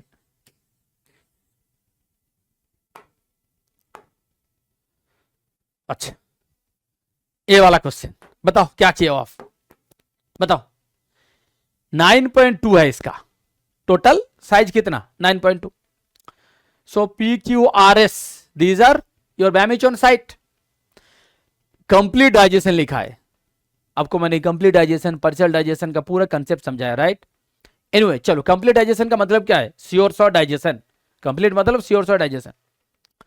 यहां पे लिखा है कि एक म्यूटेशन हुआ है, देखो, if a mutation results in the loss of BamHI on sites at R में म्यूटेशन है, दैट मींस यहां पे डाइजेशन नहीं होगा, सिंपल, यहां पे डाइजेशन नहीं होगा, तो बाकी में तो डाइजेशन होगा, यहां पे डाइजेशन होगा, यहां पे डाइजेशन होगा, यहां पे डाइजेशन होगा, राइट। अब देखो इसका साइज कितना आ रहा है, इसका साइज कितना 3.4, इसका साइज कितना 2.4, इसका साइज कितना 2.2 एंड 1.2, ये भी 3.4। तो क्या क्वेश्चन पूछा है, जब आप डीएनए बैंड फ्रैगमेंट को सीन करोगे आप एग्रोस जेल इलेक्ट्रोफोरेसिस में, आपको कितना बैंड मिलेगा, आपको बैंड कितना मिलेगा, आपको 2 बैंड ही मिलेगा, आपको 2 बैंड मिलेगा। क्यों, क्योंकि आपको अल्टीमेटली क्या मिल रहा है बताओ, एक तो है 3.4 वाला, दूसरा होगा 2.4 वाला, दैट्स इट। आपको एक मिलेगा 3.4, एक मिलेगा 2.4, you understood, simple. So if you make it more finer then 3.4 है ना, तो 3.4 का बैंड इंटेंसिटी थोड़ा ज्यादा होगा, इसका थोड़ा ज्यादा होगा, इसका थोड़ा कम होगा कंपैरेटिवली, क्योंकि इसमें 2 है इसलिए इसका थिकनेस थोड़ा ज्यादा होगा, इंटेंसिटी थोड़ा ज्यादा होगा, बट बैंड आपको 2 ही मिलेगा, क्योंकि इसका भी 3.4 है, इसका भी 3.4 है, राइट। तो 3.4 के लिए आपको तो बैंड एक ही मिलेगा, ऑब्वियसली आपको एक ही मिलेगा, एंड 2.4 के लिए एक मिलेगा, राइट। तो ये जो क्वेश्चन दिया है कि the number of DNA fragments which will be seen in agarose gel electrophoresis, it will be 2, simple, एकदम easy peasy, हाँ। नेक्स्ट एक क्वेश्चन क्या हो, सिंपल एकदम, मुझे तो लग रहा है कि 9th स्टैंडर्ड का क्वेश्चन है ये, एकदम 9th स्टैंडर्ड का क्वेश्चन है। आपको सरफेस एरिया दिया है, सरफेस एरिया का फॉर्मूला निकालना है, स्फीयर का सरफेस एरिया एंड क्यूब का सरफेस एरिया। स्फीयर का सरफेस एरिया क्या है 4πa², क्यूब का कितना 6a², राइट। अब देन उसको सिंपली रेशियो कर दो, वही पूछा है ना कि रेशियो पूछा है, तो इसका लिखो, अल्टीमेटली इसका आ रहा है 400 पाई, इसका आ रहा है 2400, सो 400 पाई divided by 2400, so your answer will be somewhere around 0.52, 0.52। इस क्वेश्चन में क्या था मुझे बताओ, इस क्वेश्चन में क्या था। एक तो दिया है स्फीयर, दूसरा दिया है क्यूब, उसका सरफेस एरिया निकालना था, तो इसका सरफेस एरिया 4π², 4πr², इसका है 6a², राइट। तो सिंपल कैलकुलेट करके रेशियो निकालना है, is it a big deal, हाँ, I don't think so, these are so simple question. Next, direct look at this, मेरे क्लास में मैंने डायरेक्ट लिखा था 4 protons are required for each ATP synthesis, you remember that, हाँ, वही question आपको दिया है कि the average number of protons required for ATP synthesis, कितना proton 4 proton, If you remember my session, you will recall it. हाँ, you will recall it. ATP synthesis का time पे बेसिकली क्या होता है, वो जो सी रिंग है ना जो घूमता है, remember I used to explain that, जो घूमता है वहां पे क्या होगा, टोटल अल्टीमेटली एक फुल रोटेशन मतलब 360 डिग्री, 360 डिग्री, तो 360 डिग्री में टोटल कितना आएगा, 12 प्रोटॉन्स आर इन्वॉल्व्ड. तो since 12 protons are involved and 3 ATPs will be produced, क्योंकि 3 बार है ना, L से T से O से, रिमेंबर 3 आएगा. सो दैट मीन्स पर ATP मतलब टू सिंथेसाइज 1 ATP कितना प्रोटॉन चाहिए, 4 प्रोटॉन्स. तो ऑलरेडी यहाँ पे क्लास में मैंने करवाया है, 4 protons are required for each ATP synthesis. Okay, next, इसको कर पाया कि नहीं? हाँ, देखो कुछ क्वेश्चन ऐसे आएगा जो कि कॉमन सेंस का बेस करके आपको करना है. ऐसे नहीं है कि everything will be discussed in the class. हम लोग क्लास में साइंस डिस्कस करते हैं, हम लोग क्लास में फंडामेंटल पॉइंट डिस्कस करते हैं, so that you know fundamentally you will be clear, scientifically you will be solid. कुछ क्वेश्चन डायरेक्ट मिल जाएगा, मतलब you know you can get the match, और कुछ क्वेश्चन आपका जो इंटेलिजेंस है उसको यूज करके आप कर सकते हो. तो ऐसे एक क्वेश्चन था. हाँ, यहाँ पे क्या दिया है, 1 मोल ऑफ ग्लूकोज का कितना है molecular weight, 180 gram, right, 180 gram. So यहाँ पे दिया है assume molar mass of glucose is already दिया है कि 180 ग्राम पर mole means 180 dalton whatever. If 1 kg of glucose undergoes complete conversion to lactate, 1 kg अगर हुआ, तो अगर 1 kg कन्वर्ट हुआ तो कितना मोल मिलेगा, कितना मोल ऑफ ग्लूकोज आपको मिलेगा, 5.56 मोल आपको मिलेगा, right, 5.56. Now the question has asked the number of moles of ATP will be produced. तो ये लिखा है कि अगर 1 kg of glucose undergoes complete oxidation, I mean complete conversion to lactate, तो 1 kg मतलब 1000 ग्राम. सो 1000 ग्राम से आपको 5.56 मोल्स मिल रहा है. The question is the number of moles of ATP produced, तो कितना होगा, that will be multiplied by 2, so it will be 11.11, it will be 11.11.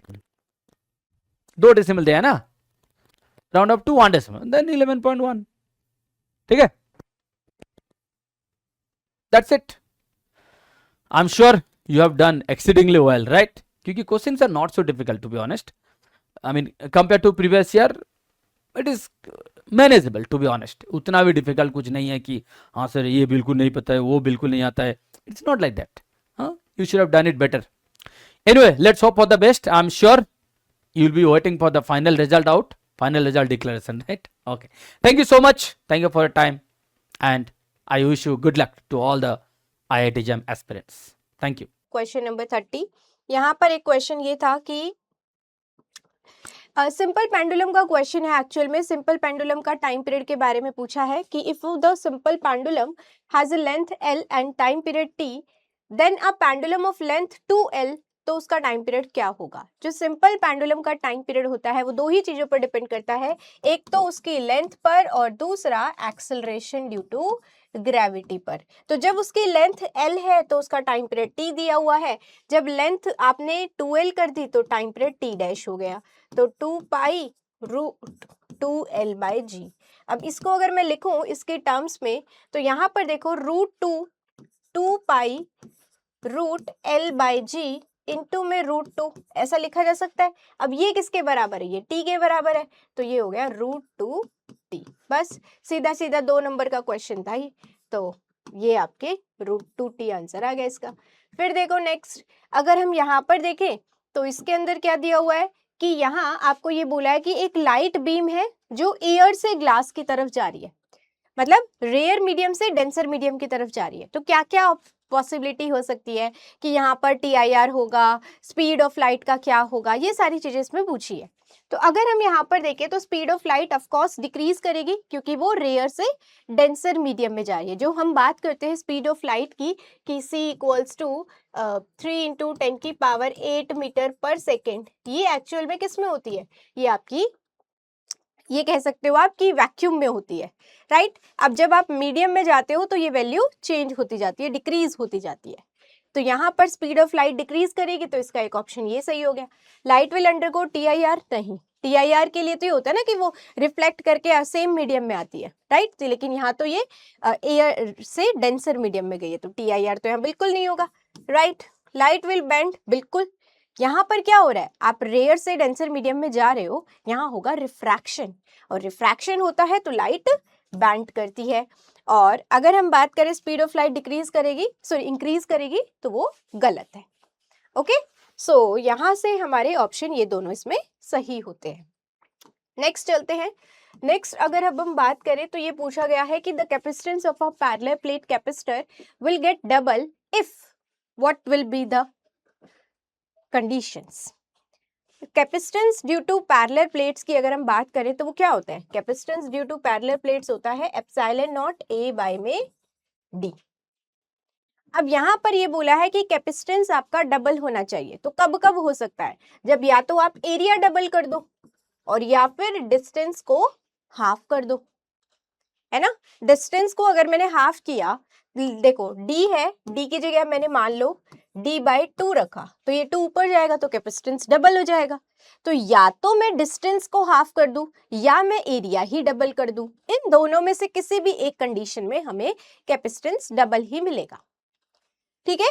तो यहाँ पर अगर हम देखें कि the capacitance of a parallel plate capacitor will get double if area of the plate is half, no, area हमें double करना है। The distance between the plate is half, बिल्कुल सही है।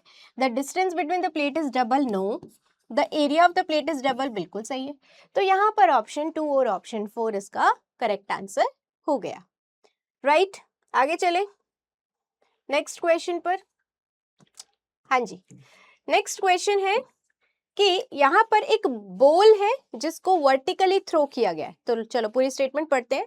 A ball is thrown vertically upward with the speed of this one, मतलब इस speed से आपने बॉल को फेंका है, ओके, इस स्पीड से आपने बॉल को फेंका है, मतलब this is the initial speed of the ball, vertically आपने इस तरीके से थ्रो किया है।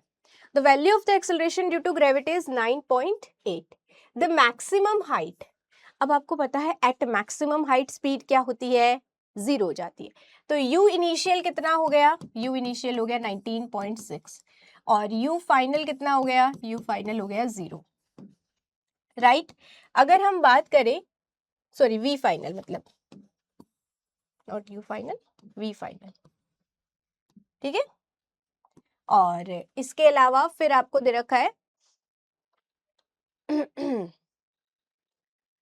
हाँ, मैक्सिमम हाइट हमें निकालनी है, ठीक है, मैक्सिमम हाइट हमें निकालनी है, राइट। अब देखो आपके पास v की वैल्यू है, u की वैल्यू है, g की वैल्यू भी है, एंड दिस इज 9.8। तो क्या हम इसमें ये लगा सकते हैं, v square minus u square 2gh, मतलब h लिख लो या इसको s लिख लो, है ना, मतलब एक्चुअल फॉर्मूला तो ये होता है 2as, है ना। तो यहां से अगर आप देखेंगे, देखिए v की वैल्यू 0 है, अब ये आपने क्या किया है, वर्टिकली अपवर्ड थ्रो किया है, राइट। तो u की वैल्यू तो पॉजिटिव ही रहेगी 19.6, लेकिन एक्सेलरेशन ड्यू टू ग्रेविटी हमेशा डाउनवर्ड डायरेक्शन में लगती है, तो जो भी चीज डाउनवर्ड डायरेक्शन में लगती है आपको पता है उसको हम क्या मान लेते हैं, माइनस ले लेते हैं। तो यहाँ पर ये हो जाएगा 19.6 का whole square and that is equals to 2 into में माइनस 9.8 इंटू में s। तो यहाँ से s की वैल्यू आ गई 19.6 का होल स्क्वायर अपॉन में 2 इंटू में 9.8, ठीक है। देखिए फिर इसका क्या कैलकुलेशन करके वैल्यू आती है,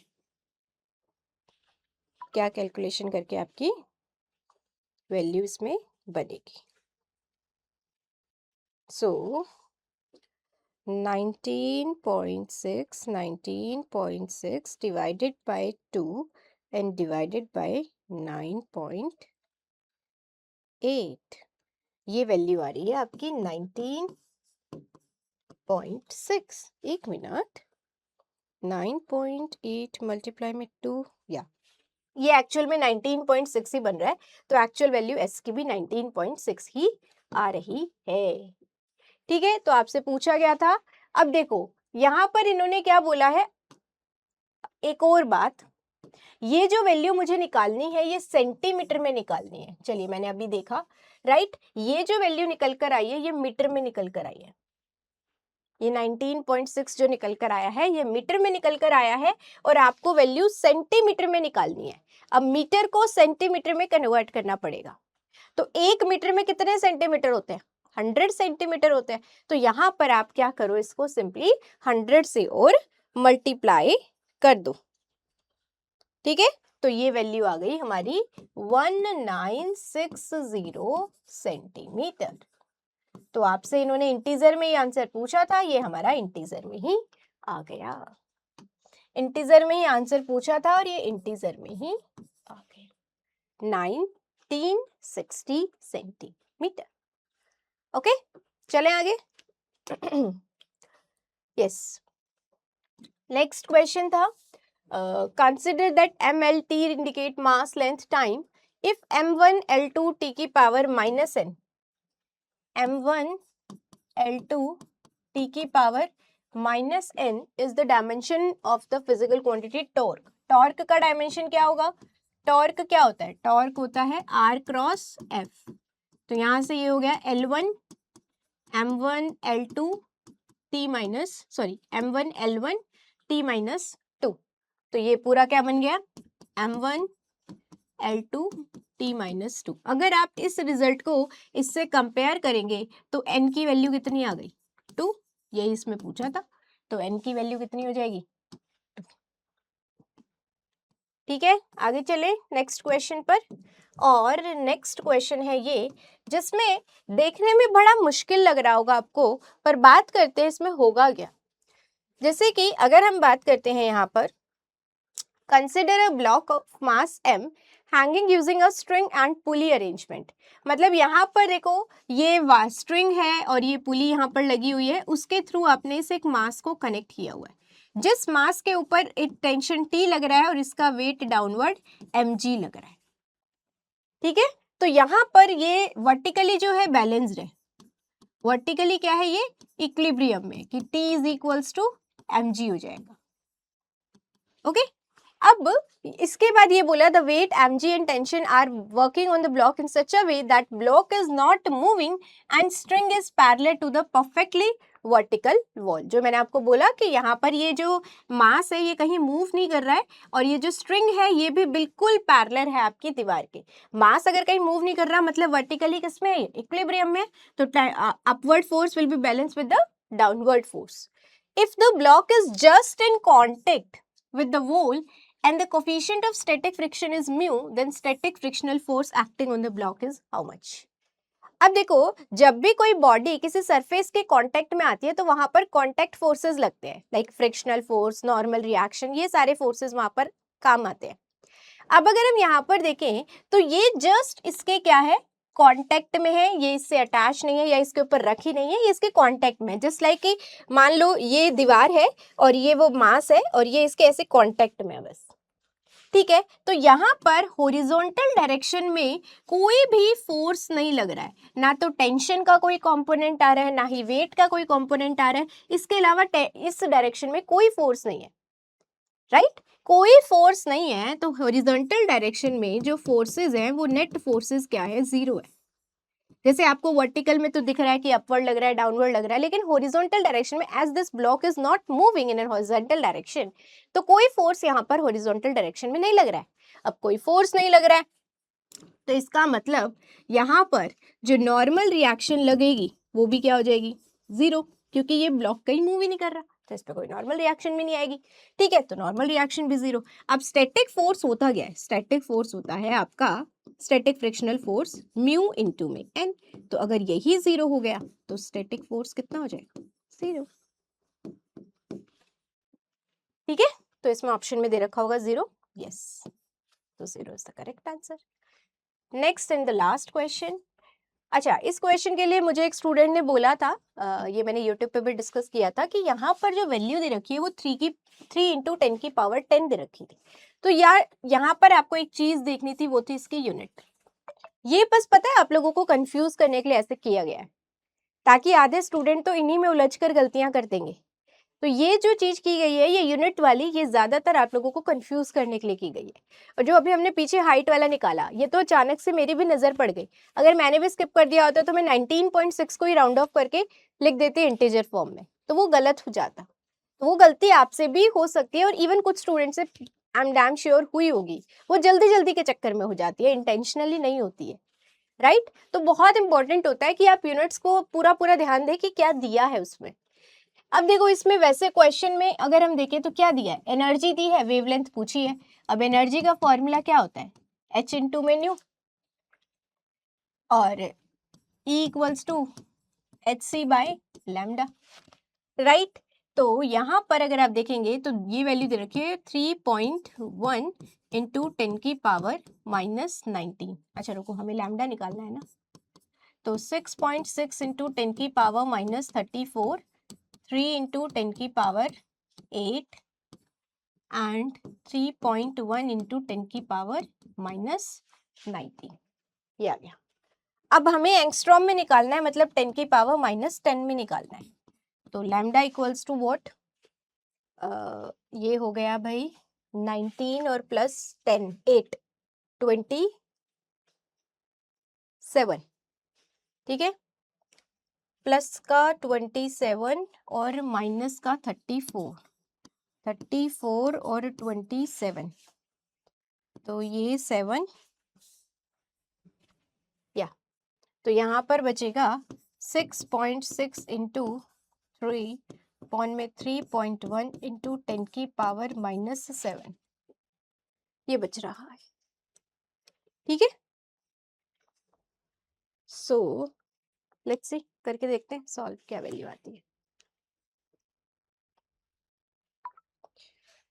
यहाँ पर वैल्यू आएगी 3 मल्टीप्लाई में 6.6 डिवाइडेड बाय 3.1, ये वैल्यू आ रही है आपकी 6.38 इंटू 10 की पावर माइनस 7, लेकिन हमें 10 की पावर माइनस 10 चाहिए भाई।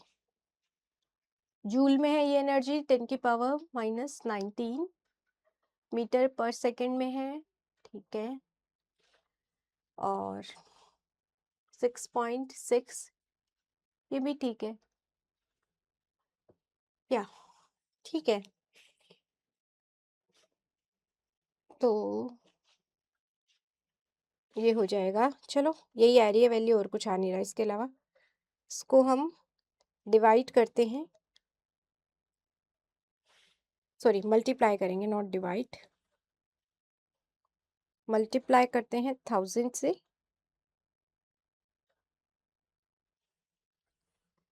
जहां पर जो वैल्यू आई थी वो लगभग आपकी आ रही थी 6.387 समथिंग, ठीक है, इनटू में 10 की पावर माइनस 7। अब मुझे इसको क्या बनाना है, सॉरी, यहाँ पर मुझे क्या करना है, 10 की पावर माइनस 10 बनाना है। तो मैं क्या करूंगी इसके लिए, 10 की पावर 3 से मल्टीप्लाई एंड 10 की पावर 3 से डिवाइड, 10 की पावर 3 से मल्टीप्लाई, 10 की पावर 3 से डिवाइड। अगर अब आप यहाँ पर देखोगे डिवाइड वाला तो इसमें चला जाएगा 10 की पावर माइनस 10 में, इसको आप मल्टीप्लाई करो। तो जब इसको मल्टीप्लाई करते हो तो वैल्यू फाइनली निकल कर आती है 6387.09 एंगस्ट्रॉम। अब इसने क्या कहा था आपको, round off up to 1 decimal place, तो ये वैल्यू हो जाएगी 6387.1 एंगस्ट्रॉम, ये वैल्यू हो जाएगी। एक बार फिर भी मैं कैलकुलेशन क्रॉस वेरीफाई कर लेती हूँ, है ना, क्योंकि जो थोड़ी वैल्यू आ रही है काफी मतलब बड़ी वैल्यू आ रही है। तो एक बार रुको बस, 19 प्लस 8 माइनस 34, या ये तो ठीक है पावर हमारी, ओके, 6.6 मल्टीप्लाई में 3 एंड डिवाइडेड बाय 3.1, ठीक है, यही आएगा, फाइनल है हमारा आंसर 6387.09 आ रहा है, पर round off up to 1 decimal place करना है तो 0.09 है, तो it will become 0.1, okay. So ये कुछ आपके क्वेश्चंस थे जो बायोटेक के पार्ट में पूछे गए थे। सो इसी के साथ मैं एंड करती हूँ, थैंक यू सो मच, मिलेंगे नेक्स्ट वीडियो में। तब तक के लिए आप अपने जो भी मार्क्स बन रहे हैं उनको कैलकुलेट करिए और बहुत ज़्यादा परेशान मत होइए अगर किसी के बहुत कम मार्क्स बन रहे हैं तो। बस अब आप नेक्स्ट एग्ज़ाम पर फोकस करिए। आप लोगों के पास भी CUET PG का एग्ज़ाम है, गेट बी का एग्ज़ाम है, तो उन एग्ज़ाम्स को देखिए, उनसे बल्कि ज़्यादा अच्छे आपको इंस्टीट्यूट्स मिल सकते हैं, तो उन पर फोकस करिए। और जिसका बहुत ही अच्छा स्कोर बन रहा है उसको अभी से ही कंग्रेचुलेशंस, और बाकी मिलते हैं नेक्स्ट वीडियो में। Thank you so much. नमस्कार दोस्तों, सो आपका IIT जैम बायोटेक्नोलॉजी में जो केमिस्ट्री वाला सेक्शन है वो अपन आज की इस वीडियो में डिस्कस करने वाले हैं। बात करता हूँ उसके लेवल की, तो बहुत ही इजी में काउंट होगा ना। जिन भी बच्चों ने जो सिलेबस मेंशन था, अगर आपने उतना ही पढ़ा होगा, उसके आसपास का आइडिया लिया होगा, उन चीज़ों को एक बार गो थ्रू किया होगा, तो बहुत आसानी से आप इन सारे क्वेश्चंस को अटेम्प्ट कर सकते थे। आइए ज़रा देखते हैं इन सभी के सॉल्यूशंस। सबसे पहले तो कुछ क्वेश्चंस है, जैसे ये वाला क्वेश्चन था, that is from inorganic chemistry, जिसमें इलेक्ट्रॉन गेन एंथैल्पी के बारे में पूछा गया था। इन दोनों का क्या रिलेशन होता है? तो बेसिकली आपको जो ऑप्शंस दे रखे हैं उसके अकॉर्डिंग अगर मैं चेक करूं तो इलेक्ट्रॉन गेन एंथैल्पी जो है, एक तो वो साइज के क्या होती है, inversely proportional. When I am saying this, इसका मतलब बेटे जिसका कम साइज होगा उसका इलेक्ट्रॉन गेन एंथैल्पी ज्यादा होगा। तो इस पूरी कॉन्सेप्ट्स के अकॉर्डिंग अगर मैं चेक करूं तो जो क्लोरीन है, ब्रोमीन है, आयोडीन है एंड AT है, इन सब में से क्लोरीन का जो साइज है वो सबसे कम है। तो इसका मतलब कि क्लोरीन की जो इलेक्ट्रॉन गेन एंथैल्पी होगी वो सबसे ज्यादा होगी। तो इसका जो ऑप्शन थर्ड होगा, that is going to be the right option. Right, again बात करते हैं अगला क्वेश्चन। ये भी केमिकल बॉन्डिंग से था, बहुत बेसिक क्वेश्चन था, जिसमें loan pair repulsions, bond pair repulsions और लोन पेयर रिपल्शंस के बारे में पूछा गया था। तो अपन को पता है बेटे कि जो बॉन्ड पेयर रिपल्शंस है वो मिनिमम होते हैं, then lone pair and then lone pair repulsions has a maximum repulsions. Maximum repulsions lone pair में होते हैं, and that's why lone pair repulsion maximum, फिर उसके बाद lone pair and then bond pair. Option number second is the right one. Okay, इसके अलावा ये एक क्वेश्चन था, ये क्वेश्चन इक्विलिब्रियम का था। इक्विलिब्रियम में जैसे अपन एक कॉन्सेप्ट पढ़ते हैं, हालांकि आप बिना इसको सॉल्व किए भी बता सकते थे कि सर अगर ये फॉरवर्ड का इक्विलिब्रियम, अगर मैं इसको रिवर्स करता हूं तो जो इनके इक्विलिब्रियम कांस्टेंट्स के रिलेशन है वो एक दूसरे के रेसिप्रोकल होते हैं। अब इसको अगर आपको प्रूफ करना था तो आप लिख सकते थे Kc, अगर एक फॉरवर्ड रिएक्शन आप ले रहे हो तो Kc क्या होगा, HI का square H2I2 H2 plus I2, this is Kc dash, which is H2 I2 upon HI का स्क्वायर। इन दोनों को अगर मैं चेक करूं तो इसको जब मैं रेसिप्रोकल करूंगा तो यही मिलेगा, that is 1 upon Kc is Kc dash, या Kc को लिख सकते हो 1 अपॉन Kc डैश। एक ही चीज है, इसको उधर ले जाओ, उसको इधर ले आओ, एक ही बात है, जो भी ऑप्शन में मैच करे। Option number third is the right one. Right, बहुत इजी क्वेश्चन था, आसान क्वेश्चन था। इसके अलावा ये क्वेश्चन था, दिस इज अ क्वेश्चन, ये भी क्वेश्चन सोल्यूशन से था। सोल्यूशन कॉलिगेटिव का बोल सकते हो, या सिंपली कंसंट्रेशन टर्म्स का, मोल कॉन्सेप्ट का क्वेश्चन कह सकते हो। कह रहा है कितना वॉल्यूम 4 मोलर NaOH दे रखा था, ये हमने डिस्कस भी किया था मेमोरी बेस्ड में। वॉल्यूम पता करना है, मोलैरिटी दे रखा है 4 मोलर, वॉल्यूम 350 ml उसमें ऑलरेडी है, और उसका मोलैरिटी ऑलरेडी अपन को पता है 1.2 मोलर। तो आपको क्या करना है, ये डाइल्यूशन वाला केस है, M1V1 is equal to M2V2, V1 का वैल्यू निकाल लो, M2V2 अपॉन V1, ये वैल्यू निकल के आएगा। तो यहां से इसको सॉल्व करेंगे, 1.2 into 350 upon, this is not V1, this is M1 which is 4। इसको फर्दर सॉल्व करेंगे तो कैलकुलेट करने पे जो इसका आंसर निकल के आएगा, which is 1.2 into 350 divided by 4, वही 105 के आसपास। इसको 10 से मल्टीप्लाई करूंगा, ये इतना आ जाएगा, ये 3 पे कट गया, वही 105 ml। अब देखो यूनिट देखना था आपको किस में है, ठीक है, ml में ही पूछा है, ml में तो 105 इसका आंसर आ जाता। NAT क्वेश्चन था, 105 इसका आंसर आ जाता। ठीक है, ये क्वेश्चन था, बहुत सिंपल क्वेश्चन था ये। एक क्वेश्चन ये वाला था, आयनिक इक्विलिब्रियम से पीएच निकालना था आपको, पीएच निकालना था। कह रहा वीक एसिड, वीक एसिड क्या होता है? वो जो पूरा नहीं टूटता। खूब अच्छे से आपको बैच में ये चीज पढ़ा रखी है कि जो पूरा नहीं टूटता है, वीक बोल दिया है तो मतलब कि वो एक ऐसा एसिड होगा जो पूरा नहीं ब्रेक होगा, उसमें कुछ अनटूटा और कुछ टूटा चीजें होंगी, कुछ आयोनाइज्ड होगा वो। कितने परसेंट? 0.1। अल्फा कितना दे रखा है? 0.1 बाय 100%, मतलब 100, मतलब 0.001 अल्फा दे रखा है, राइट। अगेन उसका जो कंसंट्रेशन है वो कितना दे रखा है? 0.2 मोलर इसका कंसंट्रेशन दे रखा है। पीएच बताना है, तो इसका पीएच क्या होता है जी? अगर आपको इसका पीएच बताना है, which is minus log concentration of H positive, ये पता करना है H पॉजिटिव कंसंट्रेशन। तो अगर ये 0.2 मोलर है, ये कुछ नहीं है इनिशियली, इस 0.2 मोलर में से 0.001, अब देखो इसको अगर आपको ऐसे नहीं याद है तो आप ऐसे रख लो, C है, C में से C अल्फा घटेगा, ये C अल्फा बनेगा, C अल्फा बनेगा। इसका H पॉजिटिव कंसंट्रेशन कितना होगा? C into alpha. C कितना है? 0.2, अल्फा इज 0.001, ये 10, यहाँ 1000, ये कट जाएगा 2/0.0001, राइट। ऐसा लिख लेते हैं इसको, 10⁴, ऊपर चला जाएगा 2 इंटू 10⁻⁻4। इसका पीएच निकालना है, minus log 2 into 10⁻⁻4 minus log 2 plus log 10⁻⁻4।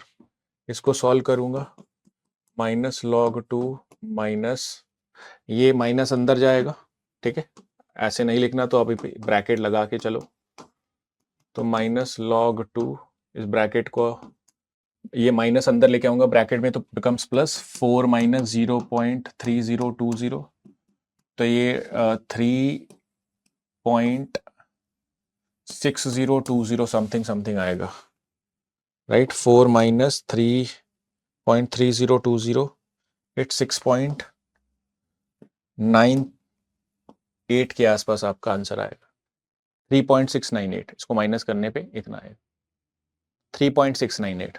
तो बहुत सिंपल सा क्वेश्चन था, बहुत आसान क्वेश्चन था, ठीक है। इसके अलावा कुछ क्वेश्चंस आपके ऑर्गेनिक केमिस्ट्री के थे, जिसमें एक क्वेश्चन तो ये था। अब ये देखो, ये बहुत ही इंपॉर्टेंट और अच्छा क्वेश्चन था, क्योंकि इसमें इसने एक वर्ड यूज किया था which is gas phase acidity. Gas phase acidity का मतलब, तो इसमें जब भी वो गैस फेज लिखता है और सॉल्यूशन फेज लिखता है, दोनों में डिफरेंट बातें हैं।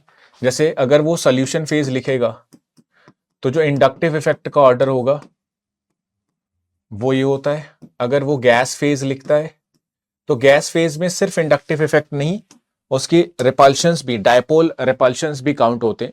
तो गैसियस फेज में क्लोरीन का ज्यादा हो जाता है, देन ब्रोमीन का, एंड देन फ्लोरीन का, ये ऑर्डर होता है। अब ये ऑर्डर क्यों अपन को देखना था? क्योंकि देखो क्वेश्चन में बोला है कि इनमें से बताओ कौन सा ज्यादा एसिडिक है।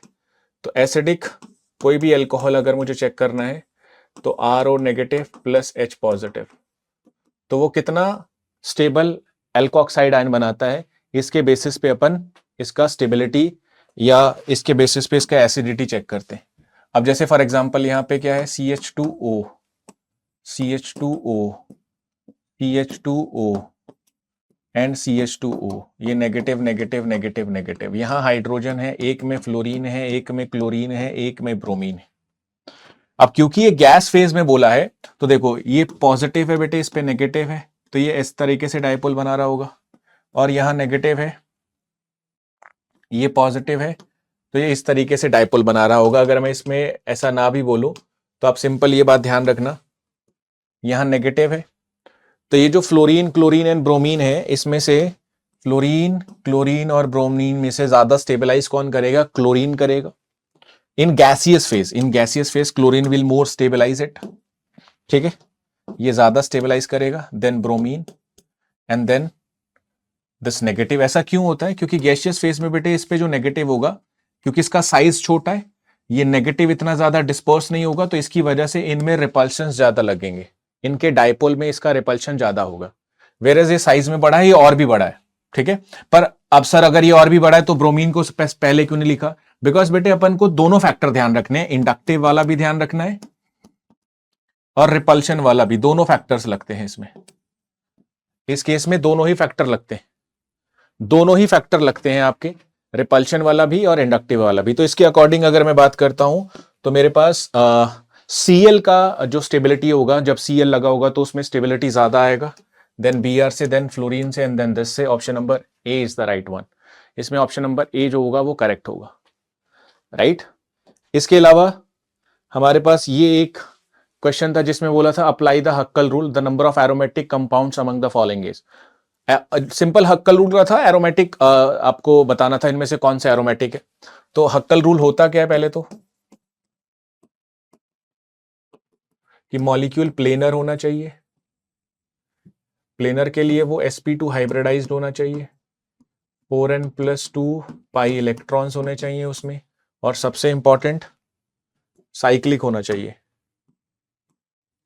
तो सारे के सारे साइक्लिक तो हैं और सारे sp2 हाइब्रिडाइज्ड भी हैं। दिक्कत कहां है? दिक्कत है इन 4n+2 इलेक्ट्रॉन में और प्लेनैरिटी में। तो पहले वाले में देखूंगा बेटे यहां पॉजिटिव है, 1 2 3 4 5 6 इलेक्ट्रॉन है ना। 4n+2 का मतलब n का वैल्यू अगर मान लो मैं 0 रखता हूं तो पाई इलेक्ट्रॉन्स कितने अलाउड है? या तो 2 होने चाहिए, या पाई इलेक्ट्रॉन अगर n का वैल्यू 1 रखता हूं तो पाई इलेक्ट्रॉन 6 होने चाहिए, 4 नहीं होना चाहिए एरोमेटिक के लिए। या तो 2 होना चाहिए या 6 होना चाहिए। अगर 4 है तो वो एरोमेटिक में नहीं काउंट होगा, राइट ना, ध्यान दीजिएगा, वो एंटी एरोमेटिक हो जाएगा। जैसे इस केस में 6 पाई इलेक्ट्रॉन्स है, प्लेनर है, sp2 हाइब्रिडाइज्ड है, साइक्लिक है, it is an aromatic, right. ये कैसा है? अब देखो इसमें कितने हैं? 4 पाई इलेक्ट्रॉन्स है, सब कुछ है, प्लेनर भी है, sp2 हाइब्रिडाइज्ड भी है, इसमें पाई इलेक्ट्रॉन्स 4 पाई इलेक्ट्रॉन्स है, ये क्या है? Anti aromatic. इसकी बात करता हूं तो ये नॉन प्लेनर मॉलिक्यूल में काउंट होगा, ये नॉन प्लेनर होता है, ये प्लेनर नहीं होता। चीजें तो यहां भी वही है, इसमें 8 पाई इलेक्ट्रॉन्स है, 1 2 3 4 5 6 7 8, तो ये वैसे ही एंटी एरोमेटिक निकल गया। यहाँ पे बेटे सारी sp2 हाइब्रिडाइज्ड प्लेनर है, तो इसमें अब ये 6 पाई इलेक्ट्रॉन्स, 2 तो 2 4 और ये जो नेगेटिव है इसके 2 इलेक्ट्रॉन्स, ये इलेक्ट्रॉन पेयर है, ये भी इस कॉन्जुगेशन में पार्टिसिपेट करेगा, तो इसको भी अपन पाई इलेक्ट्रॉन्स में काउंट करेंगे, तो टोटल है 6 पाई इलेक्ट्रॉन्स, तो ये भी कैसा हो जाएगा? एरोमेटिक। और लास्ट ये भी है, इसमें टोटल जो हो जाएंगे 1 2 3, इसका स्ट्रक्चर कुछ इस तरीके से बनेगा, ये 2 नेगेटिव है, तो इसमें टोटल जो इलेक्ट्रॉन्स हो जाएंगे, जैसे मैं यहां पे रखूंगा तो या तो 2 या 6 या फिर 14 इलेक्ट्रॉन्स, राइट। 3 रखूंगा तो इट बिकम्स लाइक 2, 8 और 2 10 इलेक्ट्रॉन्स। काउंट करते हैं, 1 2 3 4 5 6 7 8 9 10, हाँ 10 इलेक्ट्रॉन्स है, 10 पाई इलेक्ट्रॉन्स है, और ये नेगेटिव की वजह से ये भी प्लेनर हो जाता है, and that's why this is aromatic. तो 1 2 और 3 एरोमेटिक आपके आने चाहिए थे, इसमें 3 एरोमेटिक आने चाहिए थे आपके, 3 एरोमेटिक आने चाहिए थे, राइट ना। इसमें 3 ऐसे थे जो एरोमेटिक होने चाहिए थे, ओके। जैसे पिछले क्वेश्चन में, जैसे इसमें सिंपल था और इसमें आपको एसिडिटी, 2 ही क्वेश्चन थे ऑर्गेनिक से, एक तो इसमें एसिडिटी के बारे में पूछा था, एक तो इसमें एसिडिटी के बारे में पूछा था। सो गाइस ये वाला क्वेश्चन था, और एक क्वेश्चन और है जो आपका फिजिकल से, आई गेस थर्मो का ये क्वेश्चन है, ठीक है। ये भी बड़ा आसान क्वेश्चन था, ठीक है, हेस लॉ जैसा क्वेश्चन था। इसमें एंथैल्पी निकालना था फॉर्मेशन का। आपको 3 रिएक्शन दे रखी हैं, उनके रिस्पेक्टिव एंथैल्पीज दे रखे, आपको बस इनको मैनिपुलेट करके फाइनल इसकी फॉर्मेशन की एंथैल्पी बनानी थी।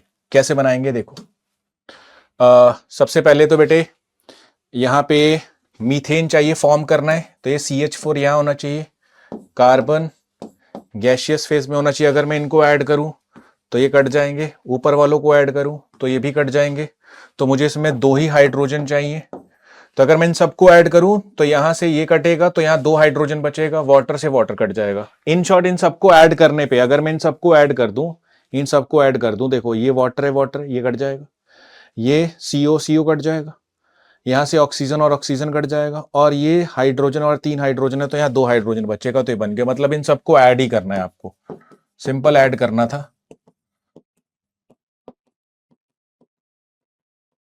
इसको ऐड करेंगे, कितना निकल के आएगा, ये 1 1 विच इज 16 1 7 एंड 8 माइनस 68.3, और इसको सॉल्व करेंगे तो मैं आपको आपका आंसर बता देता हूं। जो फाइनल आंसर है विच इज 26.4 59.7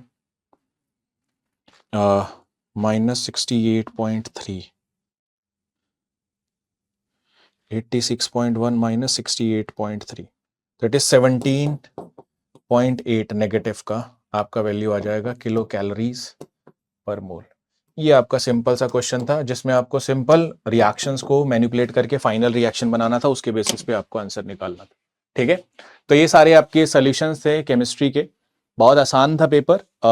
बाकी आप लोग अपने आंसर्स इससे मैच कर लीजिएगा। ठीक है, all the best, thank you. नमस्कार जी, नमस्कार नमस्कार नमस्कार, क्या हालचाल आप सभी लोगों के। तो IIT जैम बायोटेक्नोलॉजी का ये सॉल्यूशन वीडियो पूरी की पूरी चल रही है, जहां पर बायोटेक्नोलॉजी टीम ने पूरा कंटेंट का सॉल्यूशन जो है वो आप सभी लोगों को दे दिया है।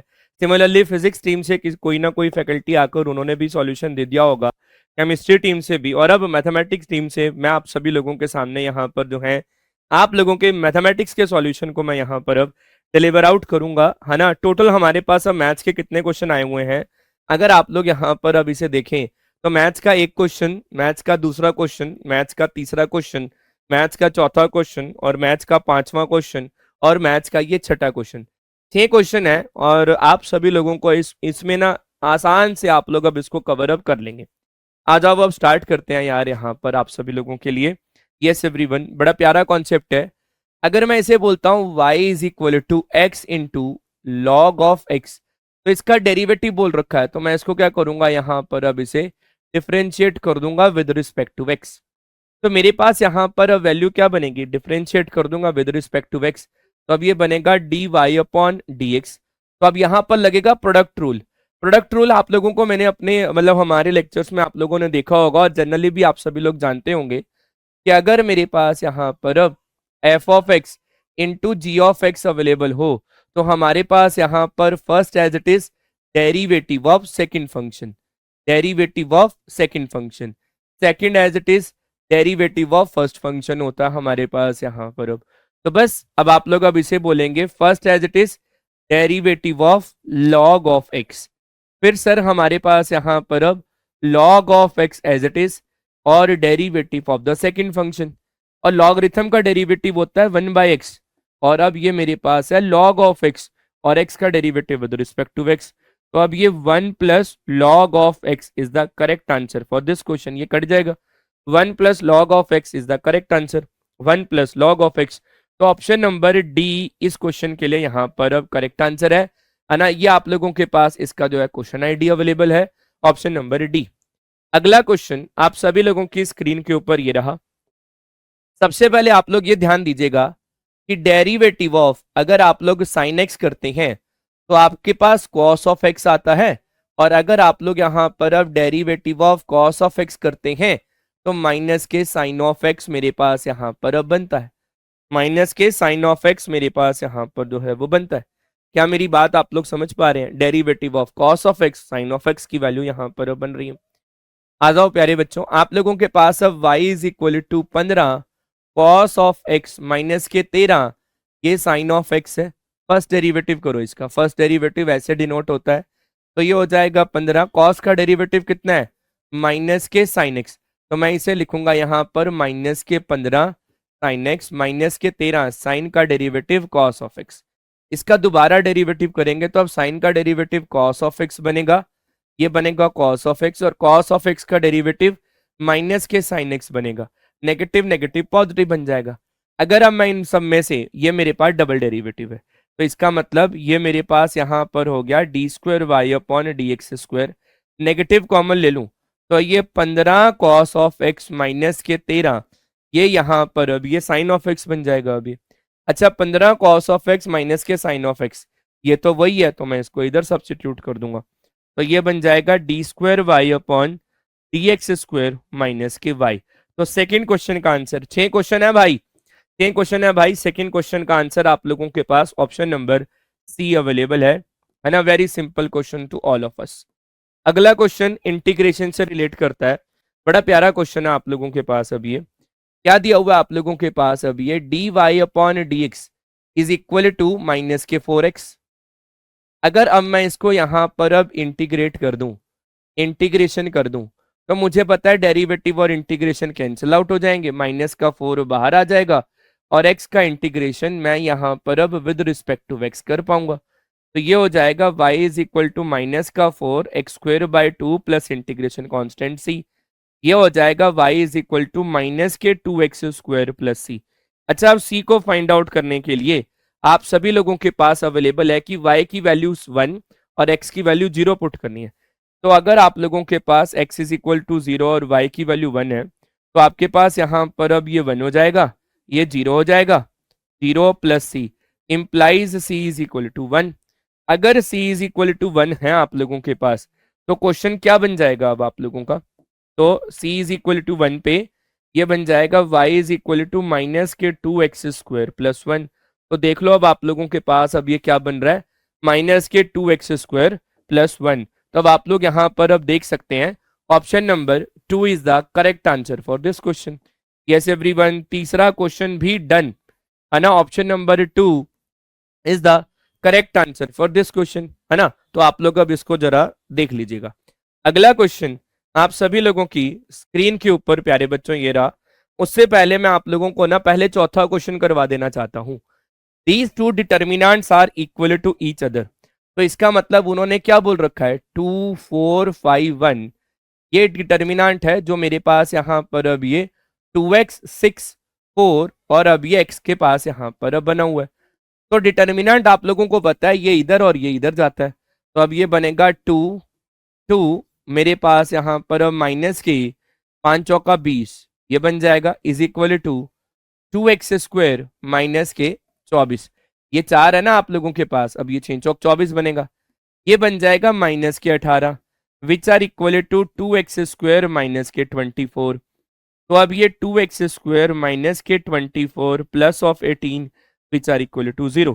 तो अब ये 2x स्क्वायर है ना, तो अब ये आप लोगों के पास क्या बन रहा होगा, तो ये बनेगा आप लोगों के पास 8 9 10 16 मतलब 6।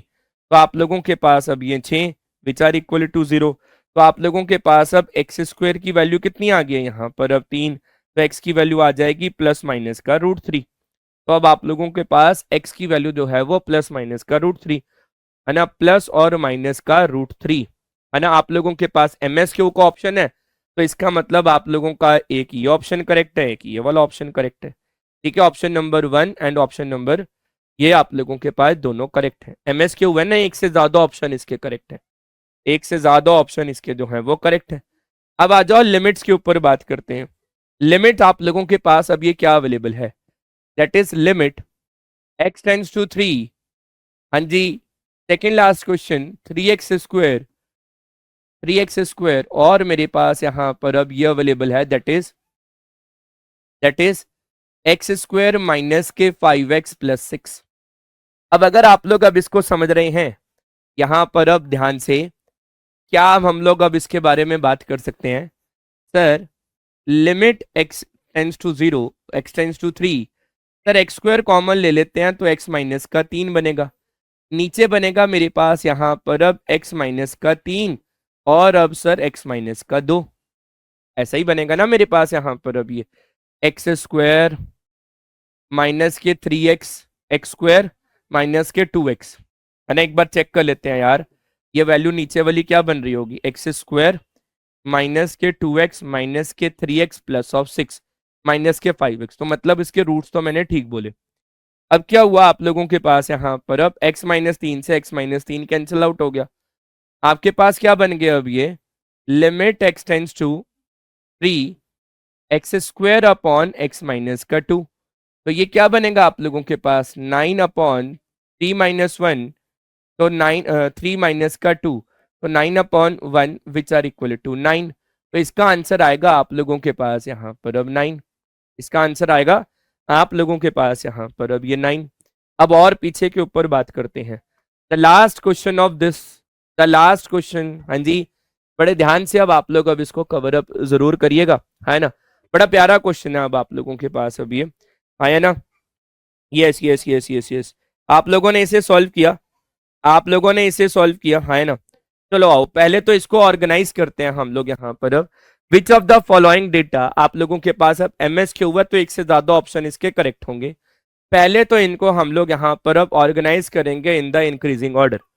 तो मैं इसको इंक्रीजिंग ऑर्डर में लिखता हूं। तो पहले क्या आएगा मेरे पास यहाँ पर अब ये, पहले मेरे पास आ जाएगा अब 5, है ना। कितने नंबर हैं ये, 1 2 3 4 5 6 7 8 9 10 11 12 13 14 15, ये मेरे पास 15 नंबर है। तो यार मैंने अभी अभी ना अपने मोबाइल में इसको सॉल्व किया था, मोबाइल में कह रहा हूँ, अपने नोट्स में इसको सॉल्व किया था। तो मैं एक बार इसकी कॉपी ले लेता हूँ, अपने मोबाइल में फोटो ले लेता हूँ उसकी, है ना। तो अपन इसको यहाँ पर अब देख लेते हैं चीजें किस तरीके से वर्क हो रही हैं। इसको इंक्रीजिंग ऑर्डर में लिखना है यार, इसको यार इंक्रीजिंग ऑर्डर में लिखना है यार, है ना। आ जाओ अब। तो मेरे पास यहाँ पर अब ये 5 है, फिर मेरे पास यहाँ पर अब ये 8 है, फिर मेरे पास 9 है, फिर मेरे पास 11 है ना, 5 है ना। चलो इसको सही करके लिखते हैं अब यहाँ पर अब 5 6 7 8 8 9 8 8 9 10 11 12, फिर मेरे पास 10 11 12 14 14 14, है ना, 15 15 17, 15 15 और 17, ये मैंने इसको इनको इंक्रीजिंग ऑर्डर में लिख दिया। सत्य है ये बात? हाँ जी हाँ जी हाँ जी हाँ जी। रिकॉर्डिंग हो रही है या नहीं हो रही? कहाँ गई रिकॉर्डिंग? इधर कर देते हैं ना इसको, है ना। तो मेरे पास रिकॉर्डिंग हो रही है, हाँ बिल्कुल हो रही है। तो मेरे पास अब मॉड क्या होता है, जो मेरे पास ज्यादा बार रिपीट हो रहा हो ऐसा नंबर। 5 एक बार हो रहा है, 6 एक बार हो रहा है, 7 एक बार हो रहा है, 8 2 बार हो रहा है। और देख लेते हैं, पहले लिख लेते हैं इसको अब। 8 जो है वो 2 बार हो रहा है, 9 एक बार हो रहा है, 10 एक बार हो रहा है, 11 एक बार हो रहा है, 12 एक बार हो रहा है, 14 मेरे पास 3 बार हो रहा है, और 15 मेरे पास जो है वो यहाँ पर अब 2 बार हो रहा है। 14 ज्यादा बार रिपीट हो रहा है, तो मॉड मेरे पास यहाँ पर अब 14 हो जाएगा, है ना। अब आप लोगों के पास मीडियन के ऊपर बात करनी है। अब मीडियन है मेरे पास यहाँ पर अब इंक्रीजिंग ऑर्डर में लिख लिया, इसको असेंडिंग ऑर्डर में लिख लिया। मिडिल टर्म जो है वो आप लोगों की मीडियन होगी। क्या करो, इसको ऐसे मार्किंग करते चले जाओ, ऐसे, फिर यहाँ से, फिर ऐसे, फिर यहाँ से, फिर ऐसे, फिर यहाँ से, फिर ऐसे, फिर यहाँ से, फिर ऐसे, है ना। आप लोगों के पास अब ये नंबर बना, है ना। क्या क्या नंबर बन गए आप लोगों के पास अब ये, है ना। ये वाला जो काला डॉट है इधर आएगा, ये वाली काली डॉट अब इधर आएगी। तो मेरे पास अब ये वाला इधर आ जाएगा। तो मेरे पास अब मीडियन मेरे पास यहाँ पर अब क्या आ गया, मीडियन मेरे पास 11 आ गया। तो मीडियन मेरे पास 11 आ गया। ऑप्शन नंबर ए 1 and 4 इसका करेक्ट आंसर होगा। तो चेक कर लेते हैं, 1 and 4 are the correct answer for this question. 1 and 4 are the correct answer for this question, है ना। Yes everyone. तो हम लोगों ने ये सारे क्वेश्चंस मैथमेटिक्स से रिलेटेड यहाँ पर जो है वो कवर अप कर दिए हैं, और आई होप आप सभी लोग इसको यहाँ पर अब समझ पा रहे होंगे। जहां तक जो नया कॉन्सेप्ट यहाँ पर मुझे लगा है वो मीन मॉड मीडियन वाला ये कॉन्सेप्ट लगा है। तो आप लोगों को शायद ये 9th 10th क्लास में आप लोगों ने इसको देखा होगा। तब तक के लिए अब आई होप सभी सॉल्यूशन आप सभी लोगों को मिल गए होंगे। पढ़ाई करते रहिएगा। All the very best for your future and love you all. Bye bye.